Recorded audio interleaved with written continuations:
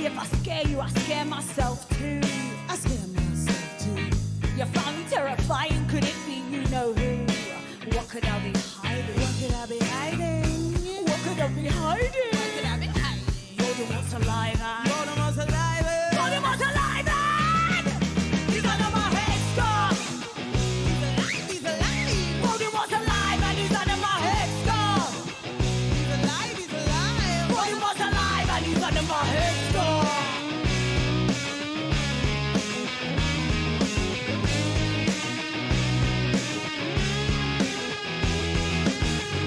Does other headgear scare you too? Hats? Helmet? Nah, just you.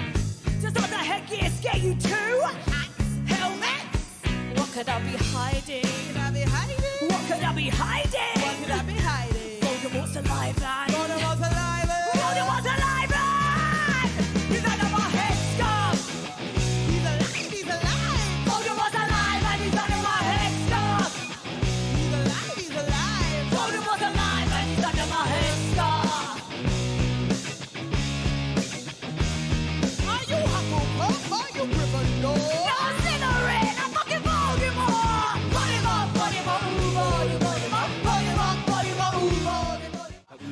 old folks before we fund children. Old folks before we fund 20. I'm not saying we fund. I'm not saying we don't fund children. I'm saying we don't stop funding the elderly. We don't leave the elderly to live in poverty because 2008 happened. You should have seen it coming. It's not. It's more than that. Like there's okay. Just TLDR for anyone who doesn't know. But I have a seething hatred towards these people called the boomers. Okay, because I openly believe that they lost their mandate for like anything. Like the fact that my generation cannot come out and make sure that no one over the age of 65 is in office. That's our fault. We have some exciting it's topics just our that fault. we'll Okay. get to today. I'm sorry that my generation is so shaping up to be them part 2. looking forward to that. That really Right now sucks, everyone's but kinda we shooting have the to shit, acknowledge but something. We'll go ahead and They fucked up join in on right every now, categorical level. This is a with generation of the failures who panel. deserve nothing. And it is either my generation who has to choose between, hey, can we afford to have children and nice houses that we can afford to put those kids in, or do we let the boomers continue to grow assets and jack up Social Security and eat up all the tax revenue so that they can have a nice retirement that they don't fucking deserve? So I want to clarify a couple things. So you're a millennial, right, Tiberius? Yes, I am. Okay, then I'm all on board with what you're saying. Gen Z, what's up? We should reinstitute the carousel from Logan's Run. You know, once you hit 30, Hell yeah. just Soylent Green, let's go. yeah, you just and you recycle them, and then you just keep the world So perpetually young. again, I guess my pushback on this hasn't really been answered. What do you do with people? Say 2008 happens again. What do you do with people who didn't see that coming? They prepped their entire life for retirement. And lost it all in 2008, and then all of a sudden now they're in poverty for the rest of their life, and no one to take care of them. They're homeless and elderly.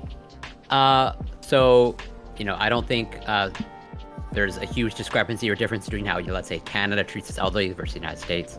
I'm sure there's probably like some minute differences, but I think overall it largely tracks the overall same trends. Where I think just overall as a whole, how let's say whatever Western or North American culture treats all these is overall done very poorly. Even though I agree with what Tiberius outlined, I do actually advocate for like pretty much working for as long as your body can sustain itself reasonably.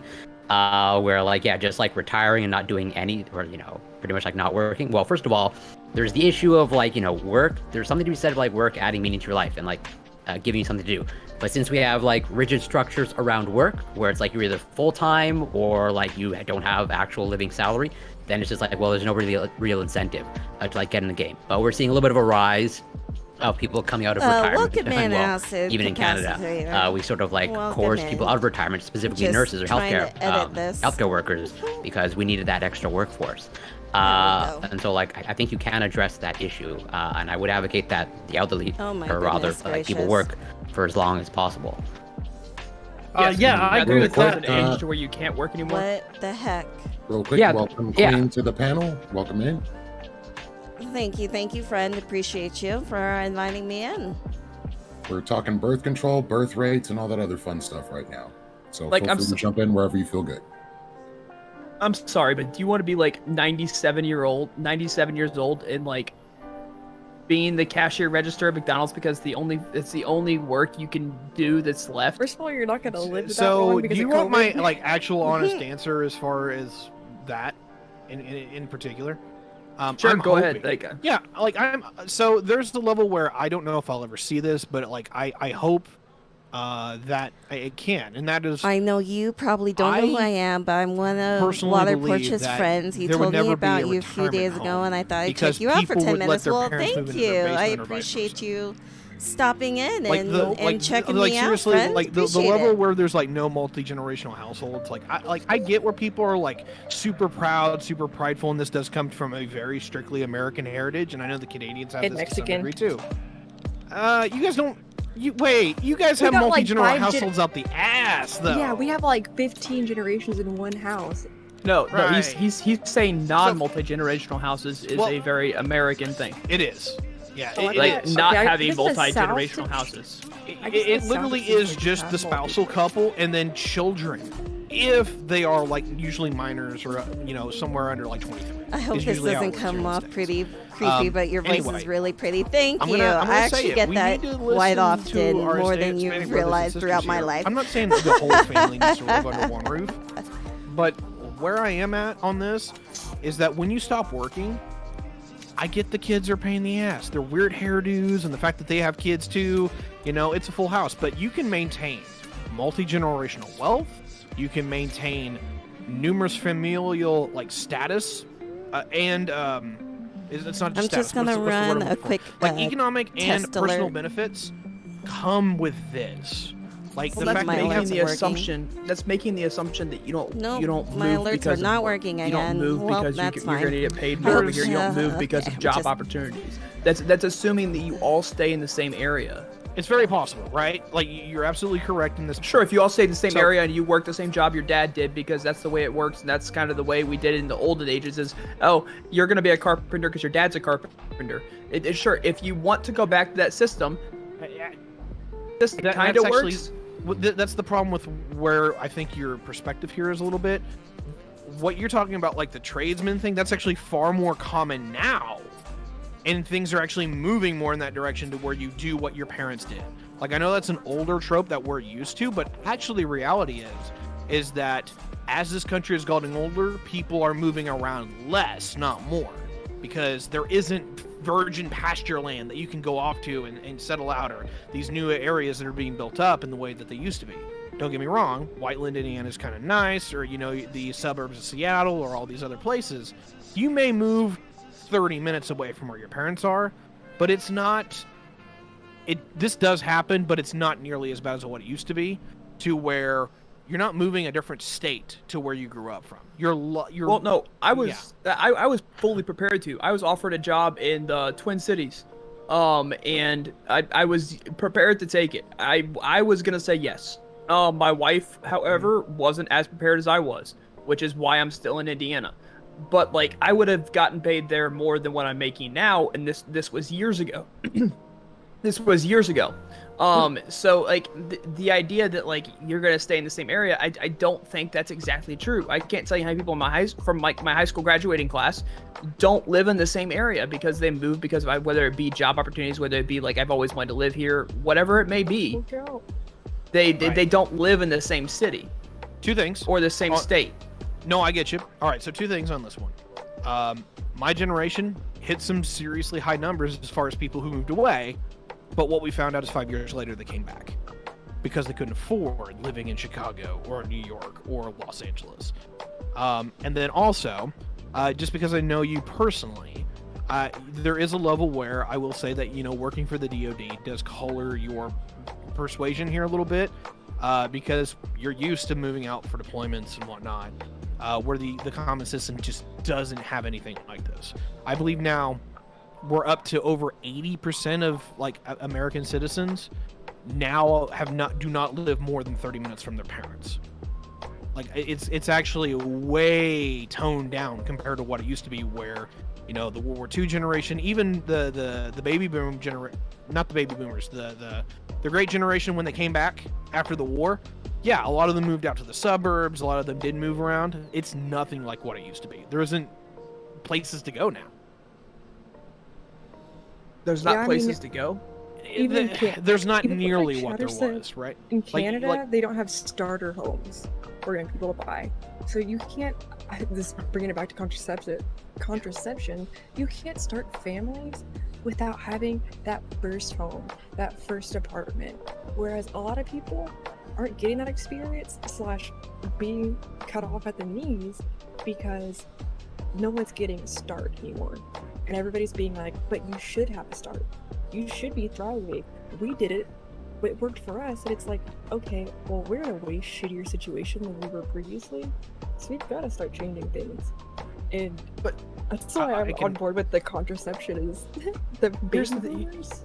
Here's the thing, though, is there's, for example, if I went to Silicon City right now, I could get myself a job. Easy. Get myself a job in Silicon City. However, that's not necessarily what I want to do. I don't want to live in California more for other reasons. what's But there's a lot Silicon of City? laws in California that I What do don't you mean like. Silicon Valley? Oh, sorry, Silicon right. Valley. Okay. Silicon Valley. My bad. So I can go get a job in Silicon Valley easy. There's enough startups there. There's Google. There's Apple. There's enough tech jobs to where I would not be concerned about getting a job whatsoever. Yeah, but you Like, still there's but you- places to go. It Well, doesn't wait, matter. if Like I- even if you went down to Silicon Valley, you still wouldn't be able to live there at all. It doesn't matter Yeah, I if was you gonna have a ask. job I don't- at Google or Apple Right, or I wouldn't any be of the able to tech live on jobs. You that- still I wouldn't wouldn't- be I able wouldn't be to able. live. Right, I wouldn't be able to live in Silicon Valley. I would be able to live in the suburbs of a city. I agree. Barely. As someone who has lived in the Bay Area for a long time, I can tell you that even if you had a tech job, that doesn't matter.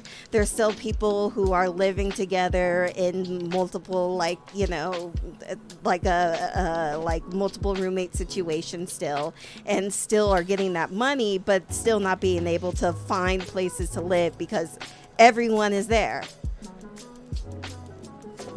Right, which means that I'd have to live a distance away. I don't disagree, but there's places to go.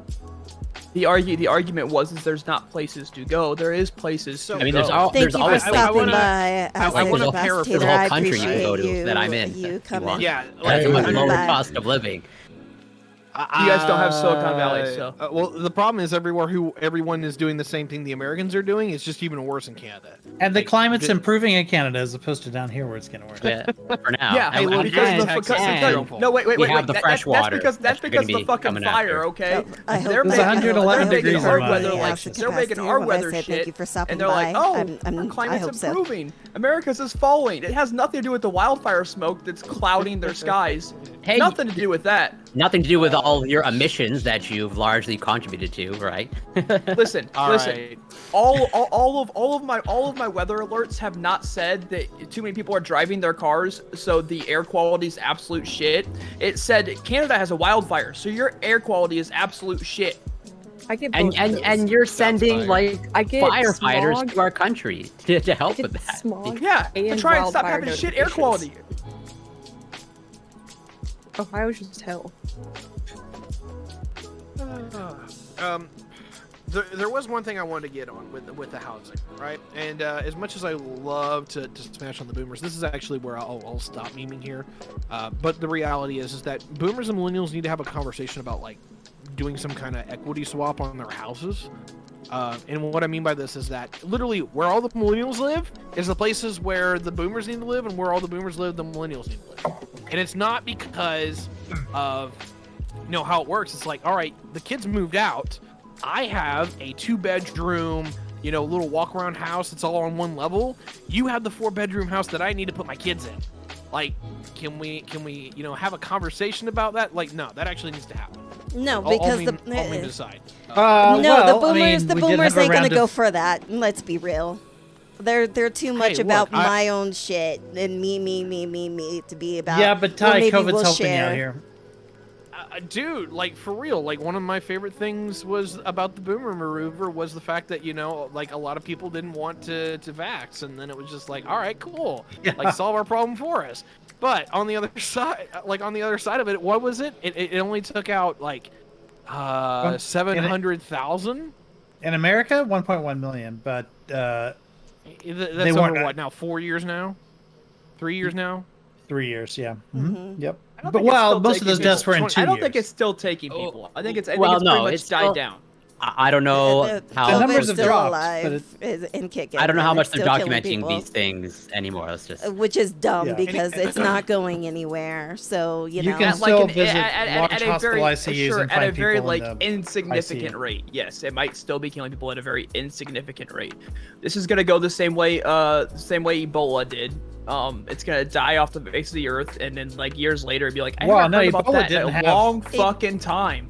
What the fuck happened to Ebola that killed shit? like what, like 2 Americans, I think. Yeah, but I don't know, yeah. That's a little bit Ebola less than killed more than 1.1 people. million.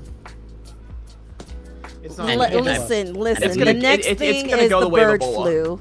Okay, that's the next thing that's gonna come and hit us is the bird flu. Don't it's joke only a about little- that because it's actually heading for us. Yeah, and that's Yeah, what I'm well, saying. it I'm not pretty joking did. about it because it's fucking true. It's Yeah. gonna happen. And we also have a new SARS SARS emerging, and it's being spread by white-tailed deer. I look at the CDC outbreaks like daily. Yep. Thank you to Homozygote for all that fine Maybe. information. Yeah. Go follow him. Canada's not sounding so good. If humanity actually gets nailed with another pandemic in the next 50 years, I will shit a brick. Like it would be completely out of the century norm. Would you blame Gwyneth Paltrow? Welcome to the end of the world. If we have another pandemic, it's because everyone is immunocompromised. Well, we now have Everybody's like, but I'm part of the healthy normal adult. I'm It's like, still no, out you here got wearing a COVID. mask. Fuck What? that. You are now immunocompromised. You are now part of the immunocompromised population that is most likely to have complications from these things. We practically have herd immunity for COVID, unless I'm incorrect. We You're practically have herd incorrect. immunity. Correct. We do not. Am I have- incorrect? We don't, kind of. Yes. Yes. Because Yeah. because we don't have herd immunity, and because people are not getting vaccinated. What percentage do you need to get herd immunity? It's Yeah, hard at to get least herd immunity 80%. for coronaviruses because coronaviruses mutate at such an exponential rate. So that's Well, what's yeah, happening the now. trouble is- But each time it does that, it gets less deadlier. No. That is not true. No. Not true. Every It gets time, every worse. time. Okay, so It every can time get it's worse done or better, it, it's gotten depending on less the strain. deadly, right? No. Every No. time No. every time it's evolved, There's it's gotten less listen, deadly, you right? have to No, there understand are a right lot of- now there there are a lot of so species that many got more strains deadly. of One at a it time, one at a right time. now going on, right? bring up the And it is lineage. literally the survival of the fittest strain. So as these strains Right. keep mutating, So what they're so what- changing, right? Well, let her finish. And so when a tipping point happens, and virologists are doing this, right? And so basically the strain that has about a 90% chance is the chance, the high chance of what the next strain for all the world is going to be. So currently, like I said, out there are a lot of strains mutating right now, and it's right now, like I said, it's the survival of the fittest strain, and the best strain wins. I'm you not know. disagreeing with that. I'm not disagreeing with that. But what I'm saying is I've seen a trend, at least the last time I looked at it, I've seen a trend that as Ebola evolved, and But went that's from strain Ebola. to strain. Ebola is wait. completely So not different. Ebola. Not Ebola. Ebola is on my screen. I'm sorry. COVID. COVID. As COVID evolved and went from strain to strain, it became more and more contagious, but less and less deadly.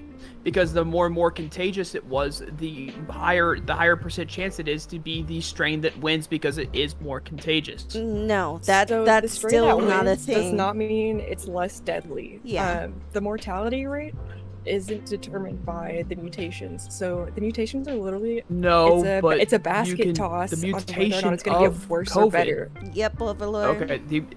Okay. I can hit this real quick, guys.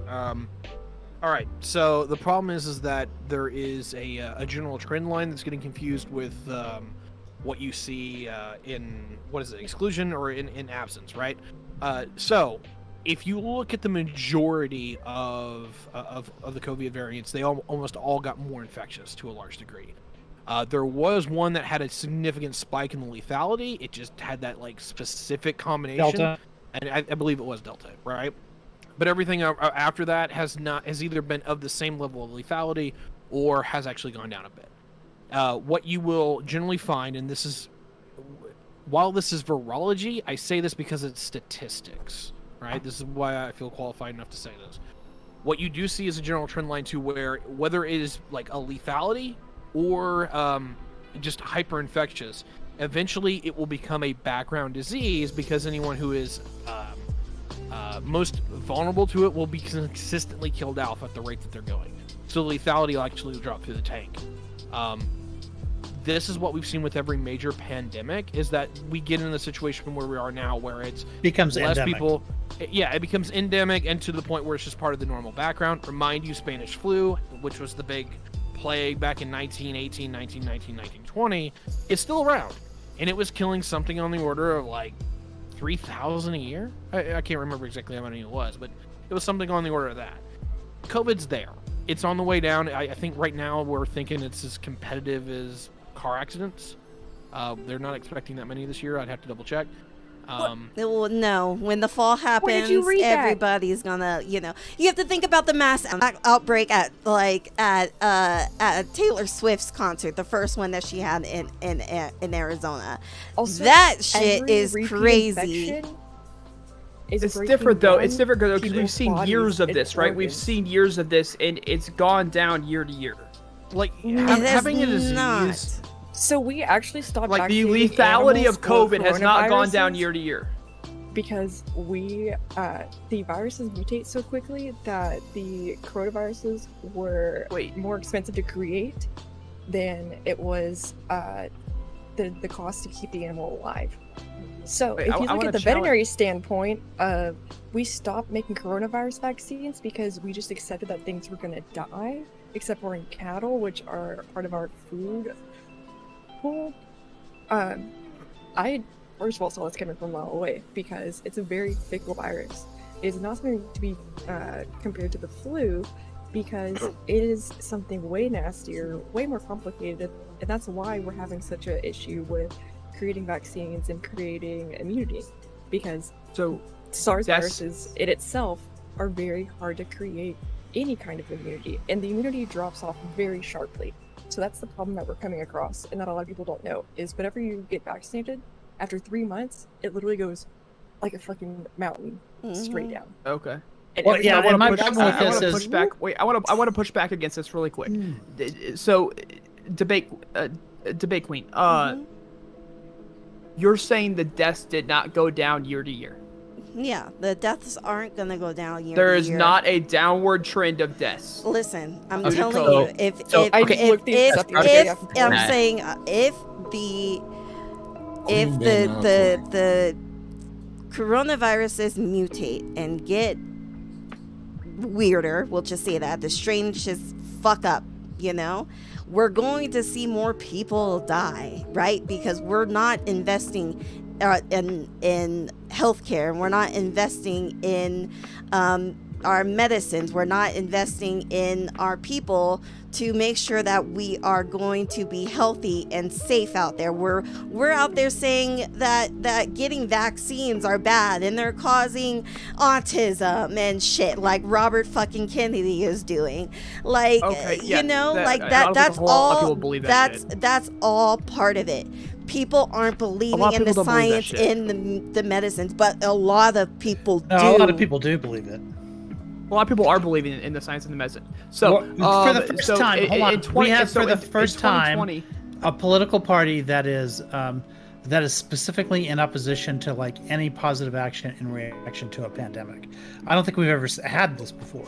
Like, we've had segments of the population that reacted this way. I don't think one of the two major political parties has actively worked like to sabotage like pandemic response this way. And we were lucky in that at the beginning of this pandemic, we didn't have this sort of conspiratorial, at least it wasn't popular, view of the pandemic. So everyone went and got vaccinated, or a lot of people went and got vaccinated. But they're not going in for their boosters. So that's what that means is that, just having 2 initial shots will protect you from hospitalization and death like for years and years. But it'll be a lot more viral if people aren't getting the boosters, and they're not getting their boosters. And if we ever get hit with a second pandemic, we'll already have built into half of our political system a response that says we should do nothing. And that's going to be very dangerous. And that's why people aren't getting the their spike boosters, is because they don't trust the vaccines. And we can even bring out new vaccines. Can we let the polite Canadian speak? The Thank spike, you, Republicans. I mean, okay, so I've got literally, so one second, polite Canadian. I do apologize, but 1 second. It's okay. There in 2020, the spike was 6.70 is the 7-day rolling average.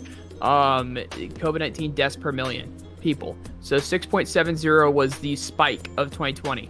In 2021, which I'm not arguing with down 2021, I'm arguing it was rising since 2020 to 2021. I'm arguing since 2021 it's gone down. And the spike for 2021 was 10.07 January 15, 2021. Then late 2021 September it was 5.7 looks like.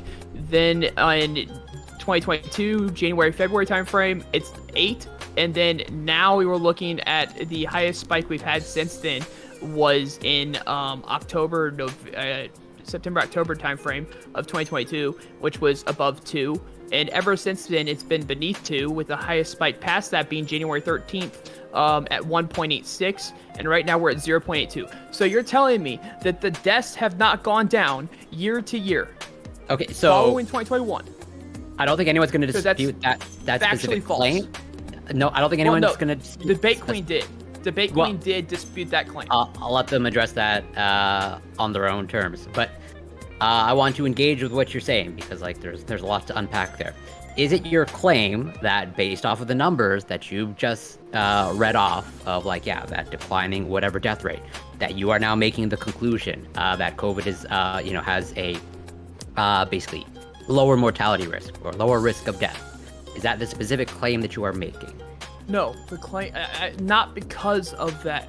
I'm not making it because of that. I've seen, so the last time I looked into this, so I saw that the variants of COVID were getting less and less lethal, while getting more and more. So the claim that you are making, or rather like what you're operating under is sort of a, let's say, assumption that yes, that as COVID evolves, it becomes less deadly and more infectious. Is that sort of like your operating principle? The last time I looked into it, that was the trend that I saw among COVID variants. Okay, so that is explicitly false. But I understand. I mean, it could be wrong. Yeah. So there's a lot going on there of like, so, you're reading off numbers tracking from 2020 to 2023, which, that's a span of 3 years. That's a long time. And that's a very evolving dynamic situation where like in 2020, pre-vaccines, you had pretty much new infections.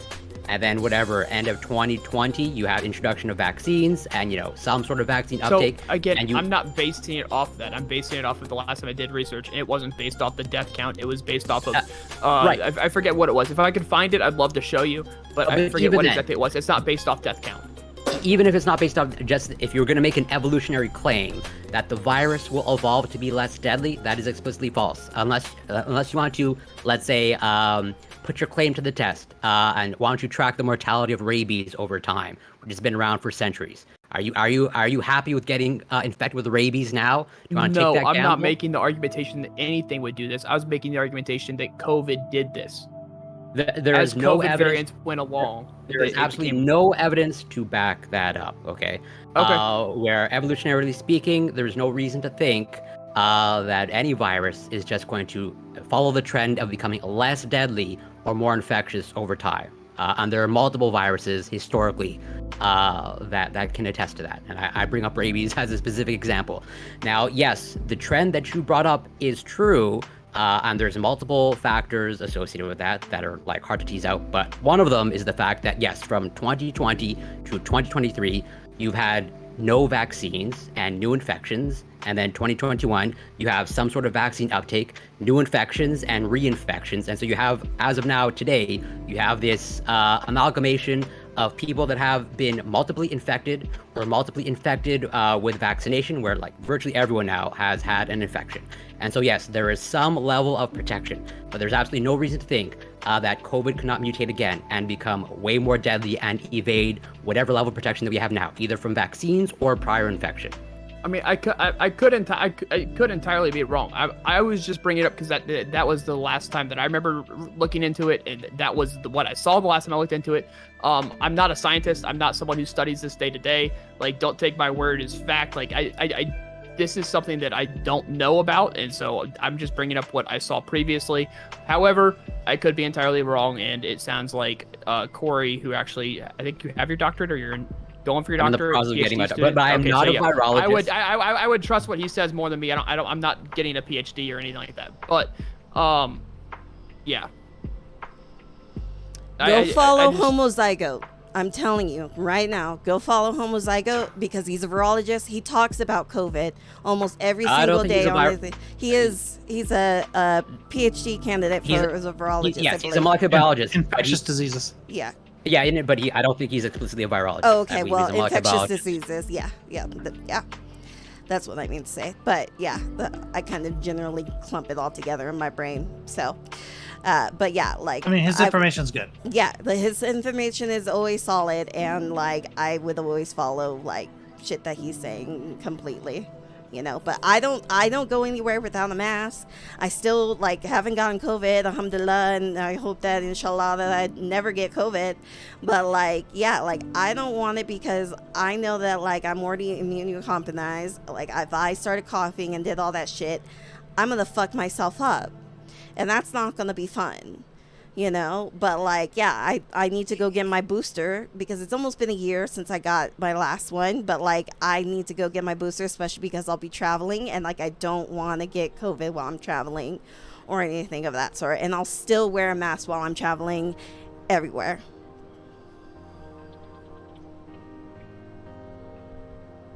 Yeah, I think that's going to be the key. Like I said before, like if you have those first 2 shots, even without boosters, your risk of death and hospitalization is dramatically reduced, but your risk of getting long COVID is still relatively high. And if, so that's why people should get their boosters, because I mean there are lots of horror stories. Like just go look at what's happened to Physics Girl. Like she's still recovering. It's probably going to be like long COVID is real. The most. I actually need to take my long COVID pills right now because I finally refilled them so I can stop sweating uncontrollably and itching and being an inflamed mess. But yes, I highly recommend getting vaccinated if you don't want heart damage, if you want to be able to actually work, if you want to be functioning. Also, if you have ADHD, it's going to get way fucking worse because you got brain and nerve damage now. So if also for the guys, it also causes erectile dysfunction. Yep. Well, that's a small, tiny population. Don't get vaccinated. Okay. Yeah, so that, roll your dice with that one, this, man. So yeah, we're at 1 in 4 people getting long COVID at this point. So not that it matters, Corp. This is what I saw as a study about mice going from virus to virus because mice are studied because they've got similar immune systems that we do. But Sure. 100% of infected mice were killed by the original virus. Omicron S had a 80% mortality rate, and you see the mortality rate fall as it kind of adapts and goes to a new strain. I think there's like one offset, but the trend was that it was falling. So I guess I mistook that for the virus getting less and less deadly. However, I did know it was getting more and more contagious. Those studies in the mice actually showed they were the first indication that our vaccines weren't going to handle this. They were the first ones to show the lung tissue damage, the respiratory distress. Like, we thought that we had found a solution when we actually looked at the lungs and dyed the tissues, and that was when our biggest oh shit moment was, oh, we're gonna have to work harder to modify the things that we already have. Well, also as humans, we like to compare things, right? So because 2020 and 2021 were so horrendous, when you start seeing those numbers like fall in the aggregate, it looks to us like a small number. But if you can just imagine a world where the numbers for 2023 like popped up at the beginning of 2020, that would be very concerning to us. It would be all over the news if we had the infection rates and the death rates that we have now, because it will have surpassed the flu or any other infectious disease that we're used to. It would be novel. But because what's novel is that the total number of dead, like by month or whatever, is falling instead of going up, that makes us feel as if, okay, job done, like we fixed it, like on to the next thing. When in fact, like we're just in an emergency that we're not equipped to look at because we went through a bigger emergency. Like, it's obviously true that we're better off now because we have the vaccines, but we're still worse off than we were in 2019, right? We're still way worse off than before the pandemic. Yeah. Excellent. That's our issue, is the distrust. Bringing it back to the birth control, is now because we don't trust our doctors and scientists, we have to have conversations about whether or not it's safe to have over-the-counter birth control. And sorry, I'm trying to segue back. Right, but it's like if we can have the over-the-counter morning after pill, I think we can go ahead and handle over-the-counter birth control too. Like, and both we're fine. But who doesn't? And who's not trusting? not cause abortions. So Who's I not guess trusting? I'm gonna ask the question: who's not trusting their doctors? Majority of people in the U.S. right now, especially in red states I would specifically. Okay, so I realize you mistake me for like a red-blooded conservative. No, this is. But me you working obviously in the haven't been around me medical long enough to field realize that the conservative in party doesn't Arkansas. claim me. So the when did you get kicked now out? if you don't trust your doctor, get a fucking new doctor. Get like a doc. Get a doctor you trust. Get a doctor that you trust in your health. If you can't go to doctor, then you need to learn how to fucking trust science, because it's a lot of people not trusting science. And therefore that's the problem right now. No. I'm gonna stop you right there, because that is fucking bad advice. If you don't trust your doctor, find a doctor you do trust. And trust to take care of your personal health, because your doctor is going to be the person who is going to be able to take the best look at your personal health to give you the best advice they possibly can. If you don't trust your doctor, don't just stick with your doctor and be like, oh, I guess I just have to trust science because my fucking doctor I didn't trust. So no, that's not what we're saying. Stop. Doctor shopping. No, I moved my ADHD medication over to a psychiatrist because I didn't trust my doctor. And I love my psychiatrist. I think my psychiatrist is the best thing that's ever happened to me. And now I'm in this now I'm looking for a different primary care doctor. So if you don't trust your doctor, go look for a fucking new primary care doctor. That way you can have a primary care doctor that you can trust, and actually, like, when he advises you to do something, you can take that under advisement a lot better than if you don't trust your fucking doctor. The difference in the situation is because I preach a lot about doctor shopping. These are not comparable in the way that, oh, I don't trust my doctor to be doing the best for my health. It's, oh, I think that the government is paying my doctor to say that I'm dying of COVID. Yep. In that they can inject microchips. No conspiracy theories. Like, conspiracy theories, but what I'm saying is, if you don't trust your doctor, and generally, get a new doctor.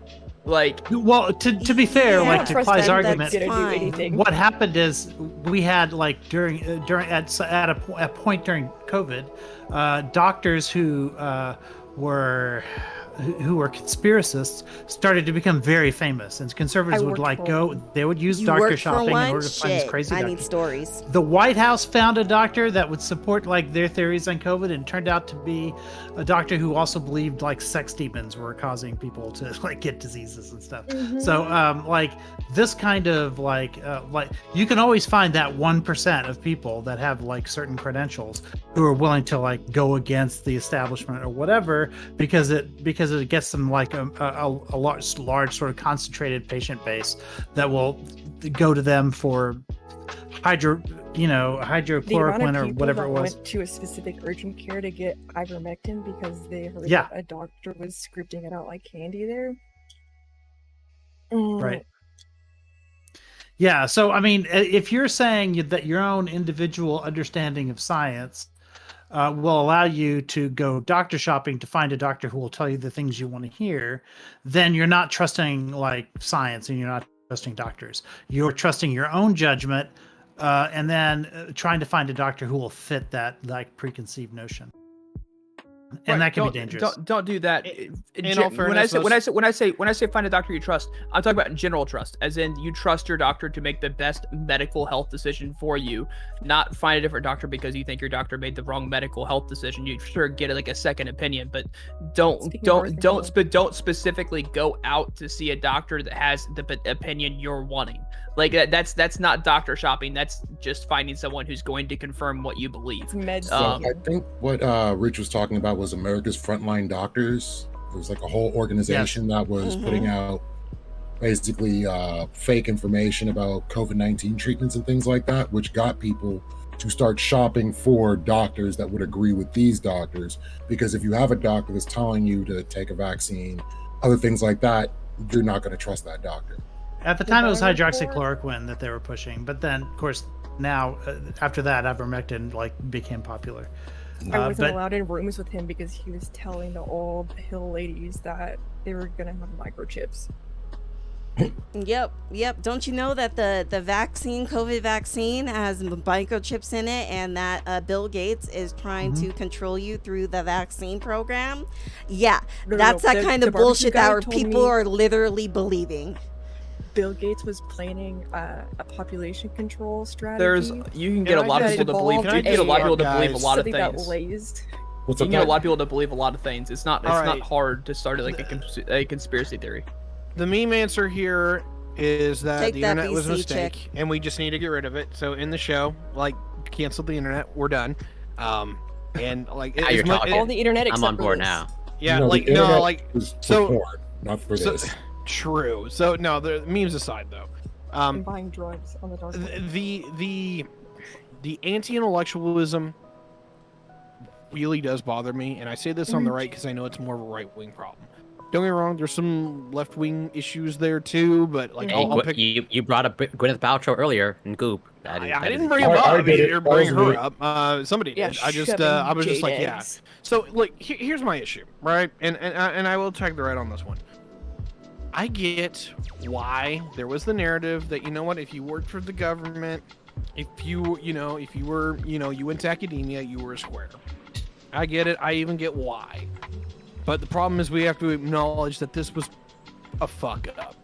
And, you don't get nice things when you categorically leave all of academia and pretty much all the institutions because you think that they're, kind of lame. Because this is what happens. Here's the bad part, though. Here's the really bad part, is that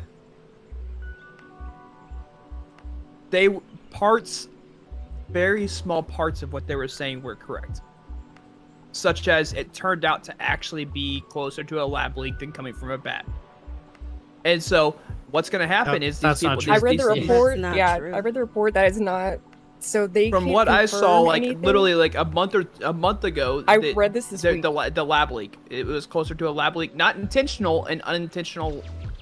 Yes, that it was not unintentional exposing from the lab. And they are saying that it's not. I'll pull it up. I think I did this yesterday.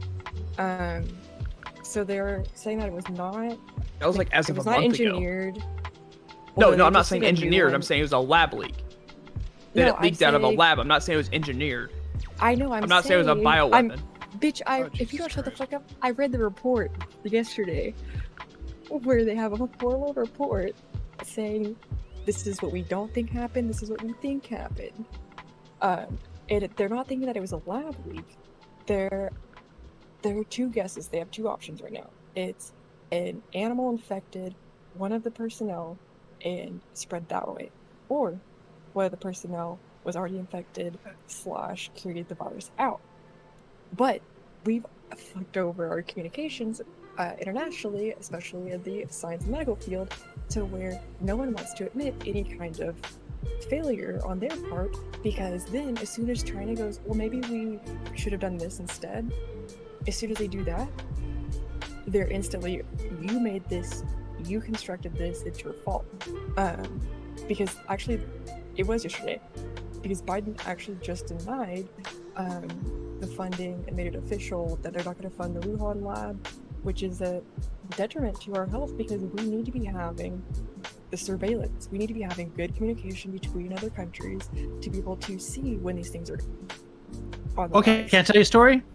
In 2018, we had, as a result of a bunch of other close calls with infectious diseases, we had years before funded the CDC, USAID, the National Science Foundation, and the USDA. USDA was handling the animal side of things. The other three agencies were handling the human side of things. They had offices in Wuhan and in China more broadly, those four agencies. And in 2018, the Trump administration cut those four offices out of China, saying we shouldn't be doing China's job for them. And then when asked about it in a press conference, I saw this press conference live, Trump said, this is ridiculous. There's not going to be a pandemic. We're wasting our money here trying to detect one. And if there ever is one, we can just put this early detection team back in there. Inject UV. After the horses have already left the barn, then we can close the doors. So that was his argument at the time. So that was in 2018. A year and a half later, well, actually a year later, because in 2019, at late 2019, COVID was spreading, and the rest of the world wasn't able to understand what it was, what was happening. And this is almost a direct parallel to what happened in 2000, early 2002, I think, when we stamped out the first coronavirus, which was like SARS-CoV-1, which we just called SARS at the time. We stamped that. We had the CDC was there too at that time, and they, in conjunction with World Health Agencies, were able to stamp out SARS before it went pandemic, and left the borders of China. Those very same efforts, we didn't have that capacity in 2019 when COVID started in China. So we had potentially the opportunity to do for this disease what we did for SARS, or at the very least have an earlier warning and a better response system for when it did go pandemic. And we didn't do any of that because we cut the funding to something that we couldn't imagine would be a threat when we were doing those cuts. Okay, so again, what I was saying is still not factually incorrect based off of why I'm saying it. It's dangerous when a conspiracy theory like this has small points that become correct over time, because what's going to happen is those people that had the conspiracy theories are going to hang on to those small points, and they're going to say no, it was right. Look, we were right about it. Look, there's this small point, such as the lab leak, which I guess within the last month has turned around and said it's not a lab leak. I'm gonna have to look more into that.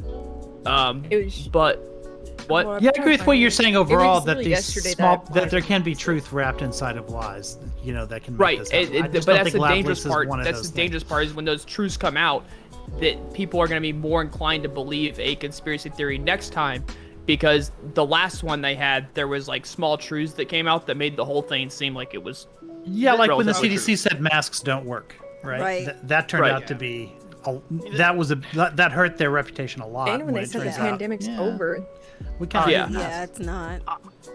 So, all right, I'm going to take a swing at both the experts, the elites, and the average person at the same time. There is no give and take with these conversations, and there hasn't been for quite a while, right? When we talk about climate change, right, you'll have these folks who will make these claims about what's coming down the pipe. Now, some of them are alarmist to be alarmist, right? They're like, hey, can you get off your fucking ass and do something about this? That's what it is. There's others that are plain and simple. It's like, hey, this is what we expect. This is what we're seeing, what have you.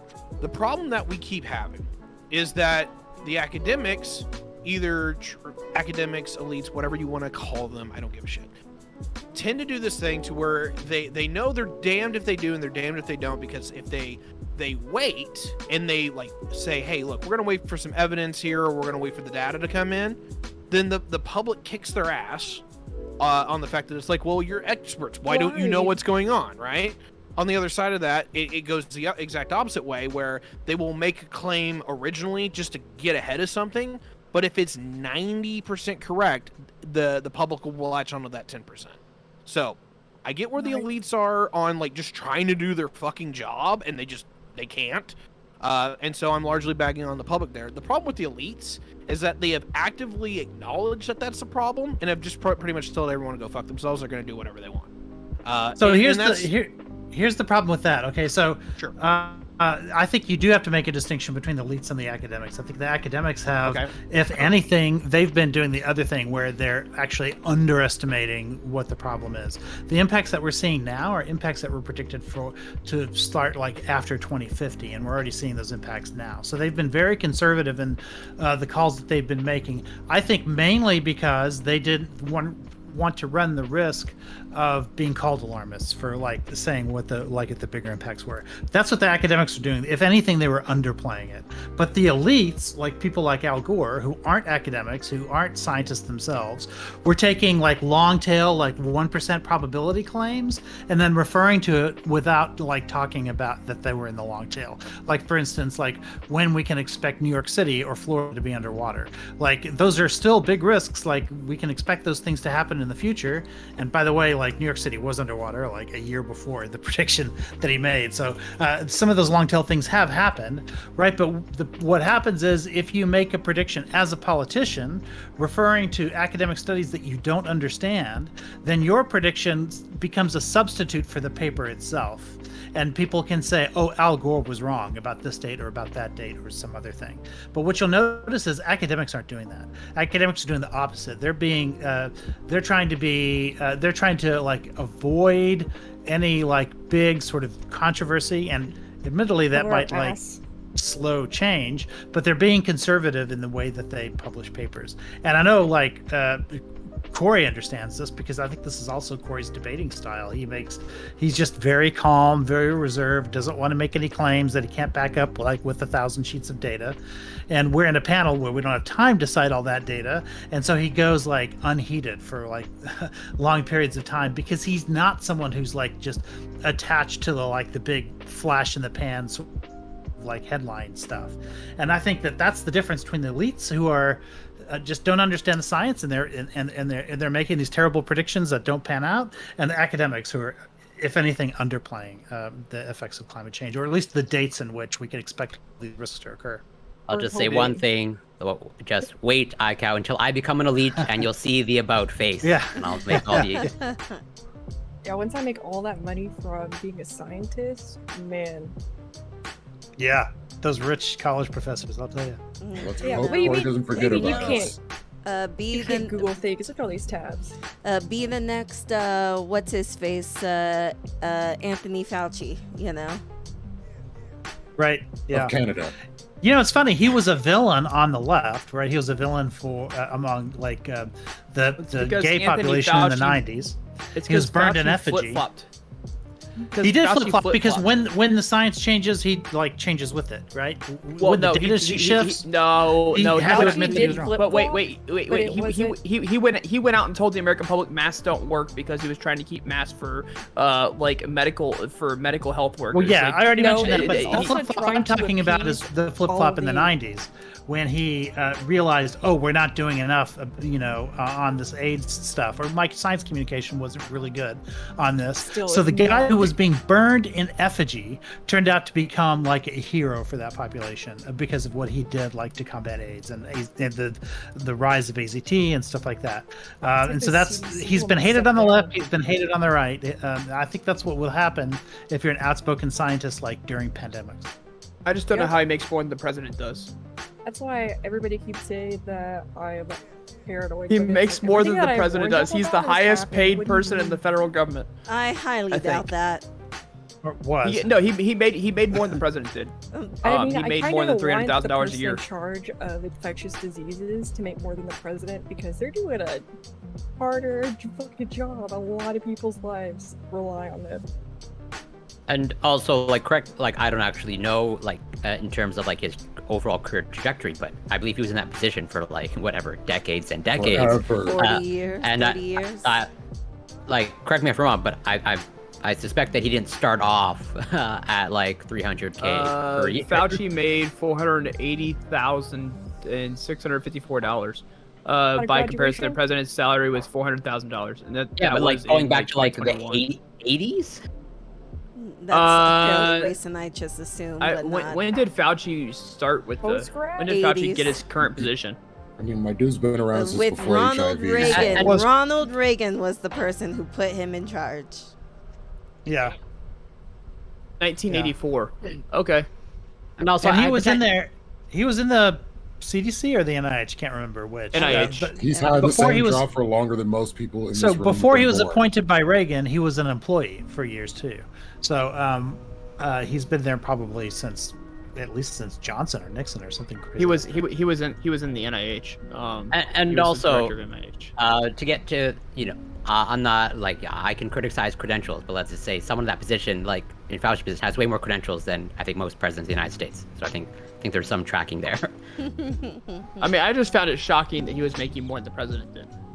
I found that shocking personally. Well, I mean, I can even make if the you're argument. advocating for Biden to get a raise, then that's. Well, I mean, he's probably earned it. You want your president to be exclusively motivated by the salary?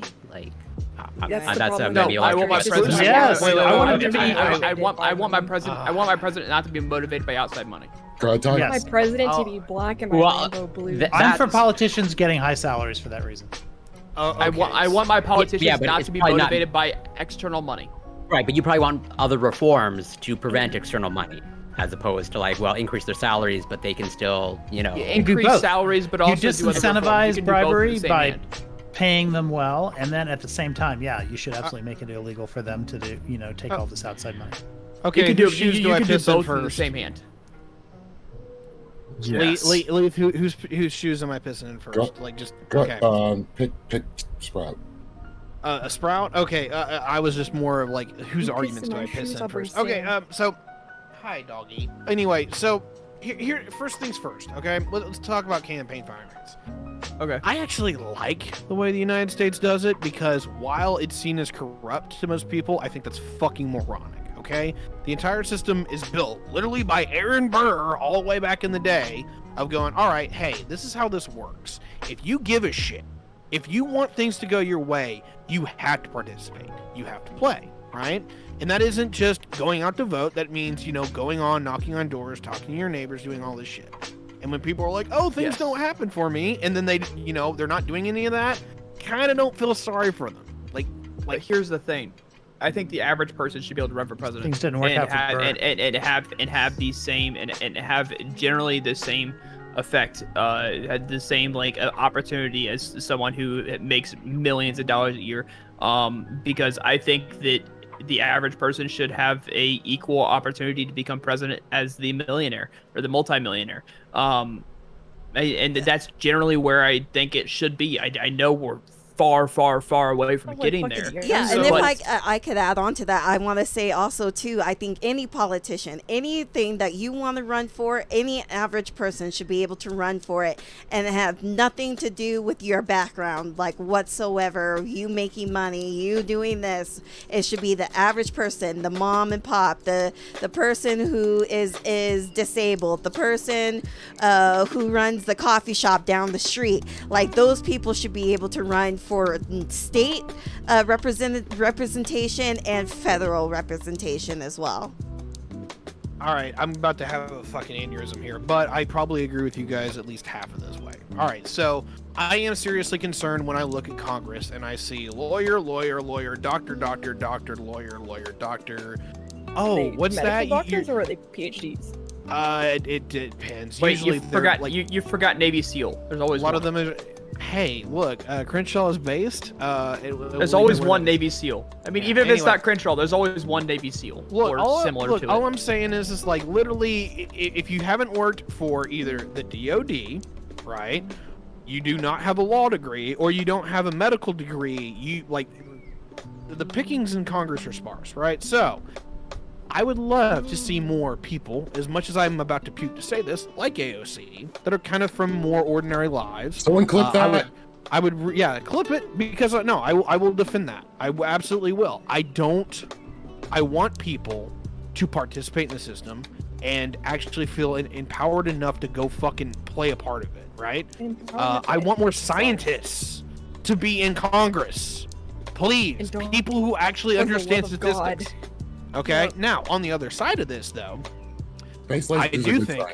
Now, on the other side of this, I am an evil, dirty Republican. I believe in the Republic, not democracy. I believe that we need to have people who can actually prove that those credentials aren't dog shit. So, if you're like, hey, look, I haven't had a lot of things go right in my life. I've got more losses than, wins.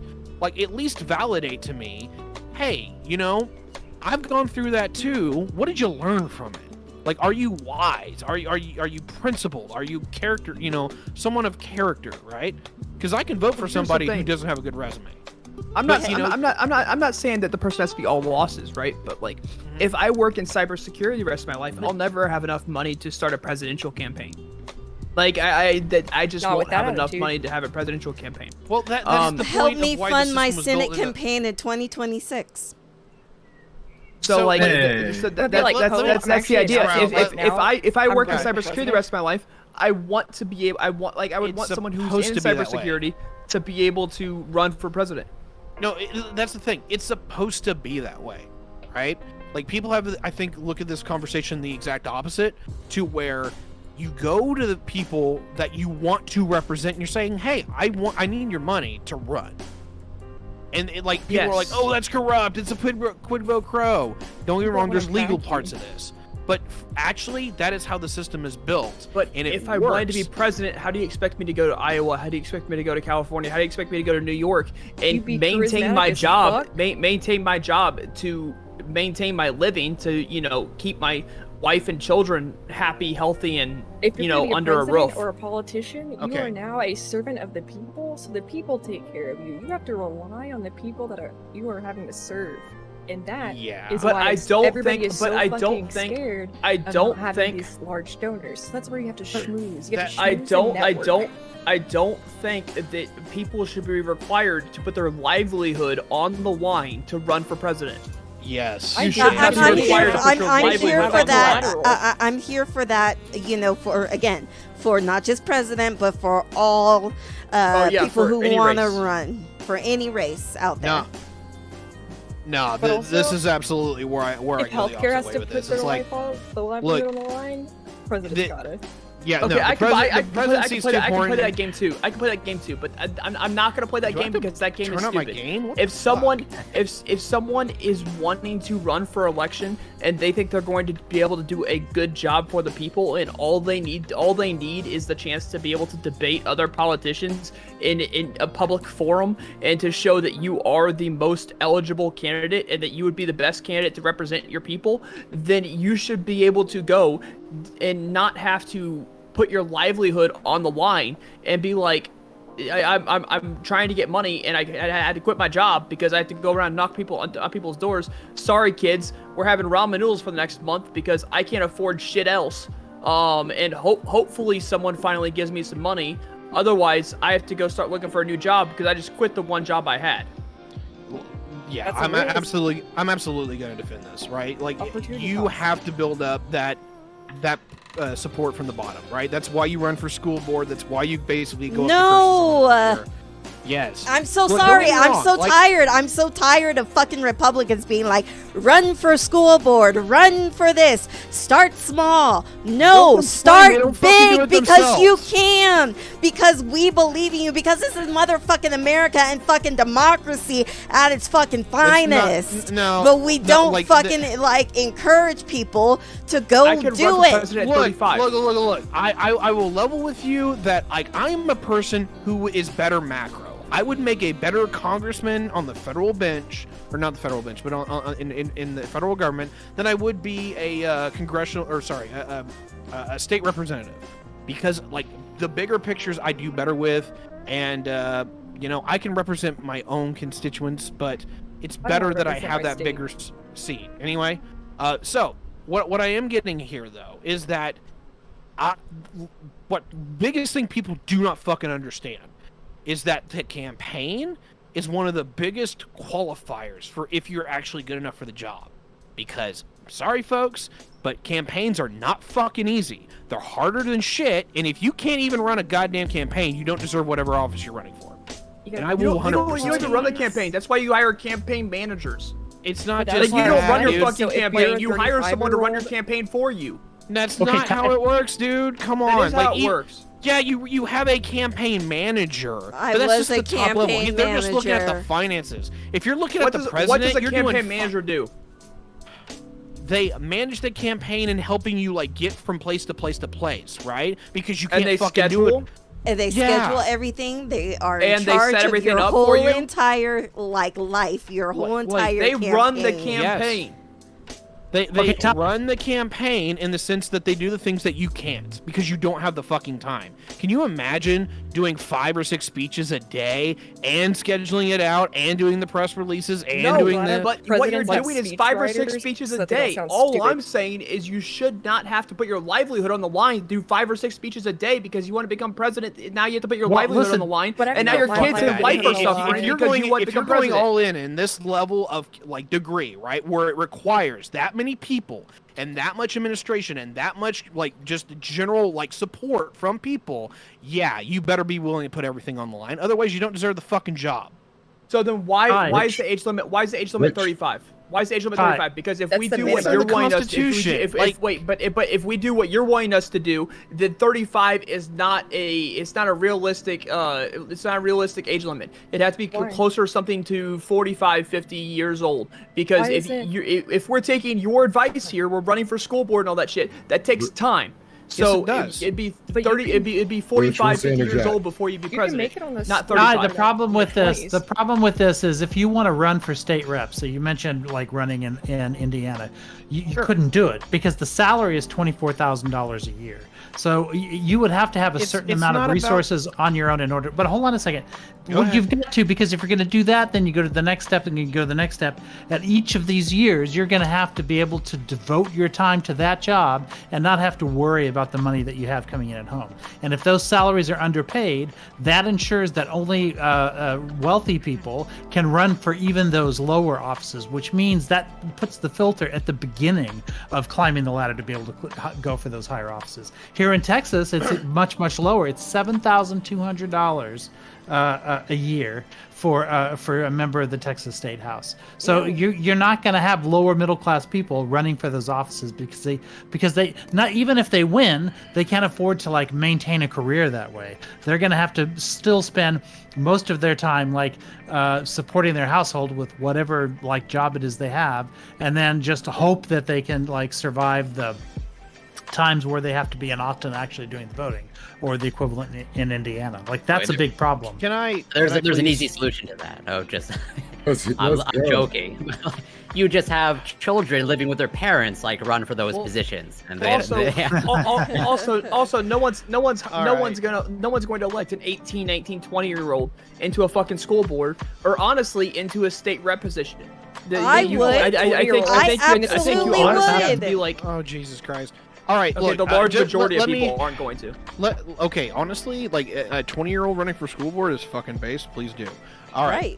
So let me split hairs here with Rich, because there's a part where I think he absolutely hit the nail on the head, and then there's a part where I think he went off the rails. Number one, I absolutely do think that we, and I'll actually shoot the gun more at Republicans here, do not pay elected representatives enough, because they have the stupid ass idea that you should run out of the good of your heart, right? And if you know you can just support it all up and you're good. Like I am the guy who's been on record. I think the president should be paid $1 billion a year, because that's the level of responsibility that office carries with it. Okay? So anyway, let's table that conversation, because I don't want to open all that one up.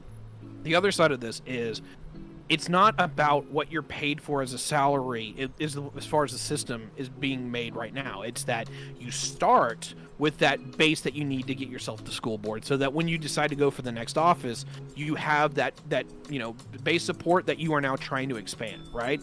The entire part about being a political operative, if you will, a career politician, is not about how much you're paid as far as like paying your bills, as much as it is getting that next piece of support that means you can run for the next office.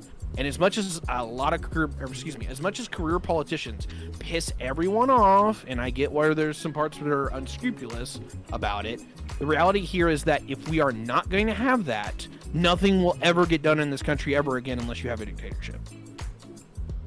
Yeah, but those career politicians have to be able to come from every walk of life, which is why you have to have a salary commensurate with the position. Like, I agree with you. I want people who have experience to like climb up that ladder and like become president and everything else. I certainly think the experiment that we ran with an inexperienced person coming in from the private sector running everything, like we almost ran that president with Perot. I think it would have been a problem, but we ran it for real with Trump, and I think we've seen. We had JFK. There's not for very long. No, that was a very political family. That was a very political family. Yes, they were. Like, yes, the Kennedys understood politics from way back, yeah. And also, they might still be a political family. I don't know. And we didn't really run a full experiment with JFK, right? Because he was killed before he could even complete a term. It was late in one his experiment. term, right? We had the majority of his term with JFK. He had a bullet. He had a tree to yeah. I mean, we did get the Bay of Pigs out of it. So, that seems like a great time to bring up the next topic. Anybody have any last things to say about this birth control thing? Oh, wait, COVID thing? Oh, wait. electoral thing. There it is. Just get ready because I'm going to scream for an hour straight at this next topic. I have something to say. Trust women and birth control down the throat. I took mine. Wait. If you're saying birth control down the throat, how are you trusting women to make the decision whether or not they want birth control? I swallow birth control and kids. That's you go. There you go. That's exactly what the fuck I'm saying. See? No answer. No babies. 2023, 2024, 2025. Oh, let's go. All right. That's a campaign slogan for sure. Right? On to the next topic, if we are ready. So, and I'm going to try not to laugh through this. I'm going to try not to murder you through this for bringing me into this. We the People Health and Wellness Center provide freedom-based healthcare. Is this the direction we should be taking with healthcare in the future, or a scam preying upon some of our most vulnerable? So let me just read a quick. We are direct primary care. Direct primary care is transforming healthcare by removing health insurance from the doctor-patient relationship. Health insurance restricts practices from charging lower fees and forces practices to see more patients in a day to recoup money lost by insurances. By removing the third-party influences and governances, direct primary care practices have the ability to charge low, flat recurring membership fee instead of billing insurance, allowing allowing practicing physicians to eliminate administrative and middleman costs. This also allows physicians to spend more time with each patient and the ability to answer all of your healthcare questions. We understand that this is a new model. This new model is different from what most people are used to. So we work hard to provide discounted pricing labs, prescriptions, imaging, and more. We the People Health and Wellness Center has no co-pays, included visits, brief or no office wait time, just to name a few of the many benefits we can offer. How do we feel about this, Corey? Well, so I actually read that exact about section before the panel, and I also watched the 3.5 minute video on their main page, trying to determine what exactly is it that they're selling, if anything. It seems like, so whether it's legitimate or not, I don't know. I'm just gonna take it at face value of this is a legit thing that's trying to provide legitimate healthcare. It seems like some sort of primary care mutual aid, or I don't know how it's all that different from just insurance, but I guess direct. Yeah, but basically, do I think this is a good model for the rest of the country? Probably not. But I'm not against whatever people buying into this and this existing, pretty much where I'm at now, if this is legitimate. Excellent. Rich? I actually have some experience with this. So I've worked with parents of families in a very low socioeconomic status school district. And I did know a doctor that I could refer them to that worked without insurance. And because he worked without insurance, he was able to charge lower rates. And so this is not, I didn't refer people to him because I think that we ultimately need to have a system that's based on this. I referred people to him because it is true that there are that you can save money by doing business at this level, because they don't have to worry about the paperwork, they don't have to worry about the bureaucracy, they don't have to worry about the uncertainty of reimbursements and schedules and things like that. All of that is a critique of a system that's insufficient to otherwise deal with people like this. And so I will continue to refer people to this doctor for that very reason. And I obviously understand that doctors who offer this service and are in community with each other tend to have libertarian leanings and things like that and are against the system, but they're still providing for something in a system that's inadequate, that's not getting people with what they need. And especially if you're an illegal immigrant, because then you're going to be reticent to sign up for things like the ACA and anything that you think that's going to be able to track you. And I understand, so I do actually refer these services. I think some of this freedom-based stuff has a place in the system that we have now. However, that's really a larger critique of a system that needs to change in a way so that these services won't be needed in the future. It's not like this isn't my ideal way of handling things. Thank you, Rich. Jack, glad to have you. Jack, I hate you for this. I'm already my blood pressure right now. Okay, so I have the feeling I dug into this far deeper than anybody else on the panel, actually having called them and tried to set up a appointment with them. Can you talk closer? Oh, I was about to do about to do like the sign up thingy. No, I just randomly looked down and openings. Road openings. In the process, I was not able to get one in short notice, unfortunately. But they did basically give a little bit more access to their website. In the process of doing so, they show you a few more of the treatments they offer. And one of the things that they say specifically is, we offer treatment without oversight or outside influence being detected. I'm sorry, I understand medicine. Lack of oversight is not how we want to go ever again. We did that shit before. It was not good. Lots of people ended up with ice pick lobotomies. No good. Let's not go back to that. And with that, I can see. Queen. I think that this company is a scam. I don't think that they're going to provide adequate health care. I think the only way that we can ensure that everybody has equal health care is for Medicare for all, where we can all make sure where we are seen by a doctor, cared for by a doctor, and not this scam where we really don't know what's going on with the company, which I'll get into later. I have to go to Clyde. Oh, come on. I've been waiting. I've been waiting. Come That's on. the reason why I have to go to Clyde. I'm gonna bust a blood vessel if I don't get this out. I almost said you were gonna bust a nut, but... So, why this is a bad fucking idea is because these people are not trying to help people. I wish and I hope that there are more doctors in Rich's area, because it is close to the border, being a border state, that there are more clinics that are providing healthcare to people of alien status.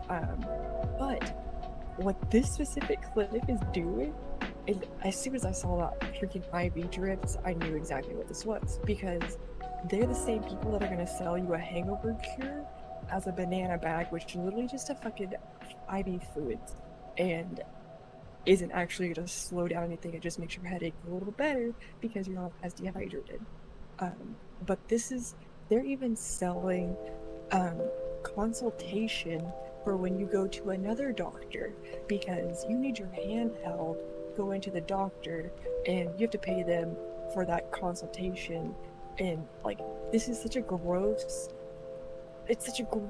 form of being driven by money, because our healthcare system is already driven by money. We have no reason to care about patients because we're burnt out, because patients don't give a shit about us, people don't give a shit about us, and we're bitched at. So that's where you get these people that prey upon people that are desperate for care, especially people that are low income, or immigrant status, or legal status, people that are a little bit unsure about going, or uninsured. They're going to try to go to these clinics because they look affordable. But what's not affordable is paying for bogus treatments that end up costing you more in the long run, because putting band-aids on your health is going to cost you more than any insurance premium or any insurance deductible, because prevention is better than treatment. Take it away, Sprout. And all right. Sprout. So I'm so glad you didn't touch the topics that I wanted to touch on. So, you know what this clinic is gonna do?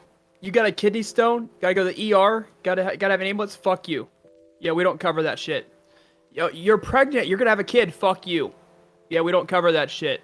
You have a broken arm and need immediate surgery. Fuck you. We don't cover that shit. Your leg snapped in half. Fuck you. We don't cover that shit.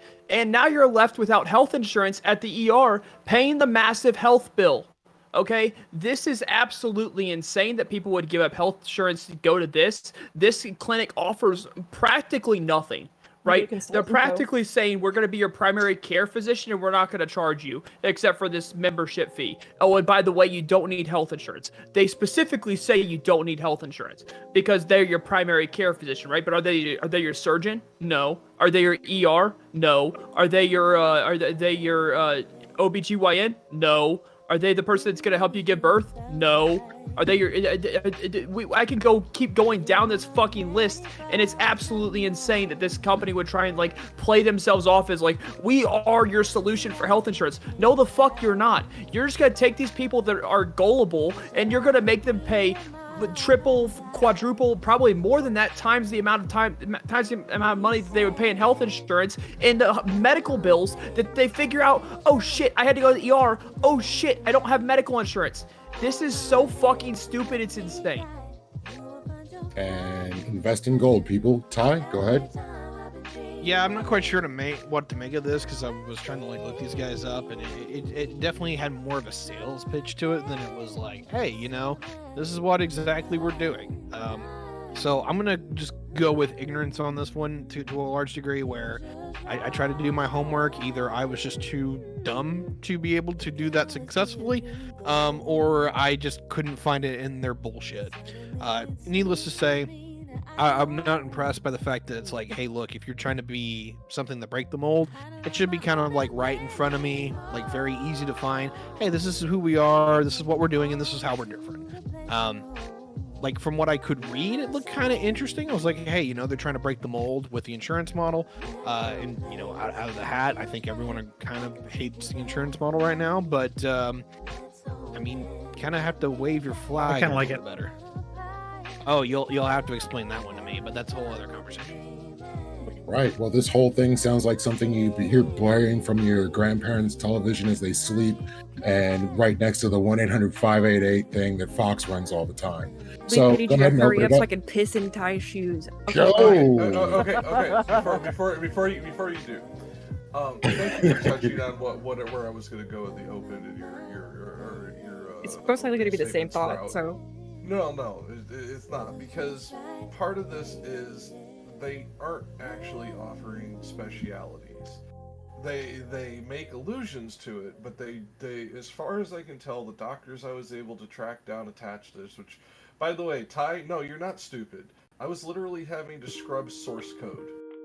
I was literally looking at the source elements of the website to find information in this website. They make it extremely difficult to find. That's and my they big do red so flag. intentionally. Yes, they do so intentionally. Nobody makes a website that is this obtuse accidentally. Except for the government. Oh, but here's the thing, though, is that they literally say direct primary care is transforming healthcare by removing health insurance from the doctor-patient relationship. Then it goes further on to say, by removing third-party influences and governances, direct primary care practices have the ability to charge a low, flat, reoccurring membership fee instead of billing insurance, allowing practicing physicians to eliminate administrative and middleman costs. They don't eliminate the administrative and middleman costs, because you know what's going to fucking happen when you need specialties? They are the middleman costs. The insurance is going to say, oh, I'm gonna need a doctor to approve that. You're gonna give him this motherfucker's name and be like, I don't know who that fuck that is. I'm gonna need a doctor to approve that. So you gotta go see a different fucking doctor to go try and get that shit, and then now you're paying more for this different fucking doctor, by the way, without health insurance, because they said they're replacing health insurance, right? So now you don't have health insurance. Go and see a different doctor just to get the same shit. Then your insurance, if you do have insurance, then your insurance goes, oh, now we're okay with you going to get this specialty, and then you got to pay for the specialty as well. This is a fucking scam at best.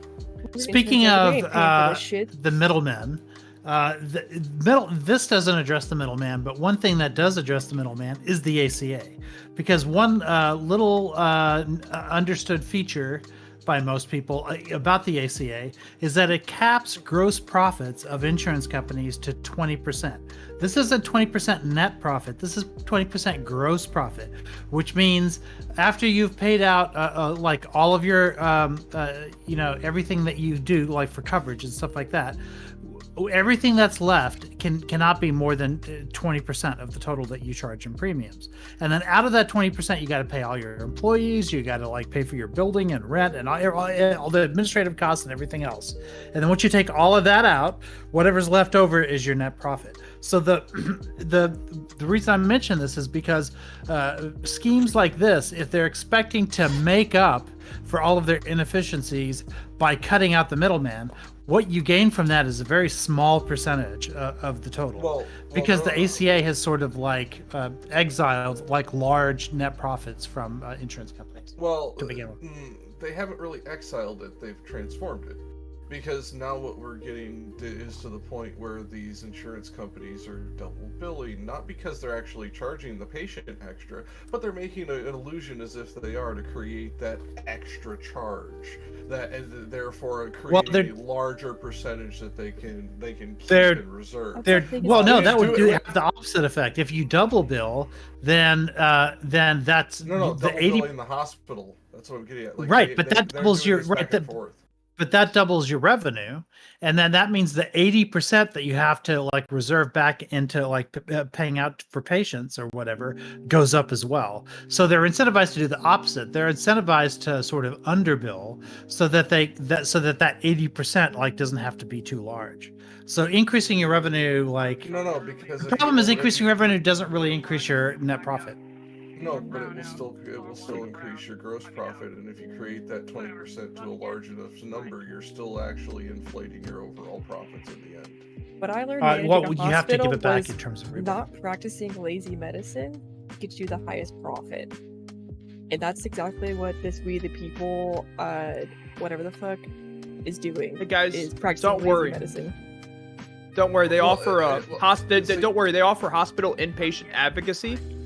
So they'll be there with you while you're paying the bill for other doctors to do what the fuck they should do. Adverse reaction therapy. Nobody's touched on one of the phrases that bugged me the most. The long COVID therapy? No, concierge medicine without concierge prices. How many people here know what concierge medicine is? Hold on. How many people here know what concierge medicine is? I don't know off the top of my head, but I'm pretty sure it's bullshit. I do. Okay. It's a personal doctor fee. Personal doctor to the rich, more often than not, due to the expense. These people will have literally like portable X-ray machines in the back of an SUV and come and meet you in the fucking Hamptons to X-ray your ankle that you sprained playing badminton. What? I shit Yep. you not. No, I believe this. And it is pretty much you ask for something, they'll give it to you. If you want your opiates, here's your OxyContin 40s. Have 60 of them. I'm glad you got that same vibe from this because I fucking knew it was gonna be. Can I have amoxicillin? I mean, for let's also prostate cancer. And it's like that doesn't even fucking cross the prostate blood barrier. Let's also look at this, right? Let's look at this. So I pay $300 every paycheck for health insurance. My health insurance is absolutely for you and your wife. Yes, my health insurance is absolutely amazing. After copay, it's after deductible, it's 100% copay, which means I pay nothing after my deductible. And most of my stuff is copays as well. So like for example, if I go see my therapist, it's like a $20 copay. But let's take a look at like what they're offering in pricing, right? So pre-launch registration, for pre-launch registration, there's a $50 deposit. So you're paying $50 in deposit. So then if you are single and between the ages of 18 and 44, $80 every month. If you are single and between the ages of 45 to 64, $100 a month. And if you are single and in between the ages of 65 and above 65 or not 65, it's $160 a month. All right. And that's not all. If you're a new patient, get ready to pay the $150 registration fee. And then if you want to do a family, which it includes 2 adults within the same household, with each additional child costing $40 from 2 to 18, and from 0 to 2 years old, it's $60. Get ready to pay $240 every month. And this is where they got me. I couldn't get further access to their website Did you read the without registration paying the $150. And when I didn't pay the $150, I just got the little like blurb page that's like, "Hey, you can pay here." And that's where I got the concierge medicine without concierge prices. And I was like, "Oh no, I'm not even giving you my like bullshit credit card, my green dot credit card I get from Walmart." That's You're not going to even cancel. Just to start off, if you got a wife or whatever, if you got like a spouse or whatever, you have a spouse or whatever though, it's you're starting off paying $390 and then $240 every month past that. But if you signed up pre-launch, for even shitty insurance, you're paying less than that. But also, if you want expedited appointments, you got to pay extra. If you want cancer screening and prevention, extra, because that's not in the $80 one. You don't get men's and women health services in the $80 one. Well, here's their services. They do routine checkups, chronic disease management, which they include diabetes in that, which I highly doubt they're good at managing diabetes. It's a very specialized part of medicine, is diabetes. So like, I highly doubt they're actually efficient at that. Women's health services, pap smears, breast exams, family planning services, nutritional counseling and weight management, mental health and wellness services, virtual consultations, and on-site laboratory and diagnostic services. So what they're going to do is they're going to tell you, hey, you're fucking sick. By the way, they don't include prescriptions in that. So good luck getting your fucking prescriptions without health insurance, right? Because my ADHD medication alone costs $300 fucking dollars or more. Wait, Sprout, you're assuming that they're prescribing medications. No, they want you to go sniff I am grass. assuming they're prescribing medication, They right? want you to That's sniff not a grass. service. That's not a service that's Guys, listed. Guys, we've been ragging on it quite a bit. Corey has been exceptionally quiet. Let's let the I'm entertained. professional. I'm not. I was about to say, let's let the actual person who actually like works in some of these fields maybe weigh in and be Corey's like, sitting there like are we just silly talking out American. of our ass, or is this? Are you not entertained? I'm not Third time. I'm not a medical doctor. I'm also Canadian too, so like. Yeah, I'm also, you guys actually have like real health care up there compared to us. Yeah, but you deal with this shit more firsthand than we do. Yeah, no, absolutely. But like, I mean, I don't really have much to add. What's aside from what's already been added in terms of like, yeah, it seems like a really bad healthcare service, if you can even call it a service. I sort of echo ICAO's sentiments that he brought up in their opening statement of like, maybe this is serving some sort of need that is going unfulfilled, but it's not a substitute for actual, hopefully meaningful reform of the overall system that everyone can access, that hopefully results in it's contributing to the free rider problem, right? Because this can actually work if you're young and healthy and you don't really need services, and then when you finally do get sick with an unexpected illness or whatever, I'm pretty sure that this organization will say, yeah, you need to get, now it's time for you to get insurance, because now you really need it. And Obamacare will give you all these protections, and and they can't stop you for pre-existing conditions, so it creates a free rider problem where you can be on a system like this until you get really sick, and then you jump over to insurance from there. Wait, they're not a insurance body. Like, no, but what he's saying is when it comes to that time, they'll tell you to go get insurance, and because of the way that ACA was written, they can't deny you for pre-existing conditions like they used to be able to. Right. But while they cannot deny you, what they can do is charge you an excess premium still. That's one thing that they didn't eliminate that was removed. No, they can't. They can't do that. That's illegal. Except for smoking. That's the one exception. They can charge you more if you're a smoker. Diabetes, and long COVID. Anything that is considered self-cause. They're adding long COVID to it, by the way. Wait, they're adding long. Okay, they're adding long.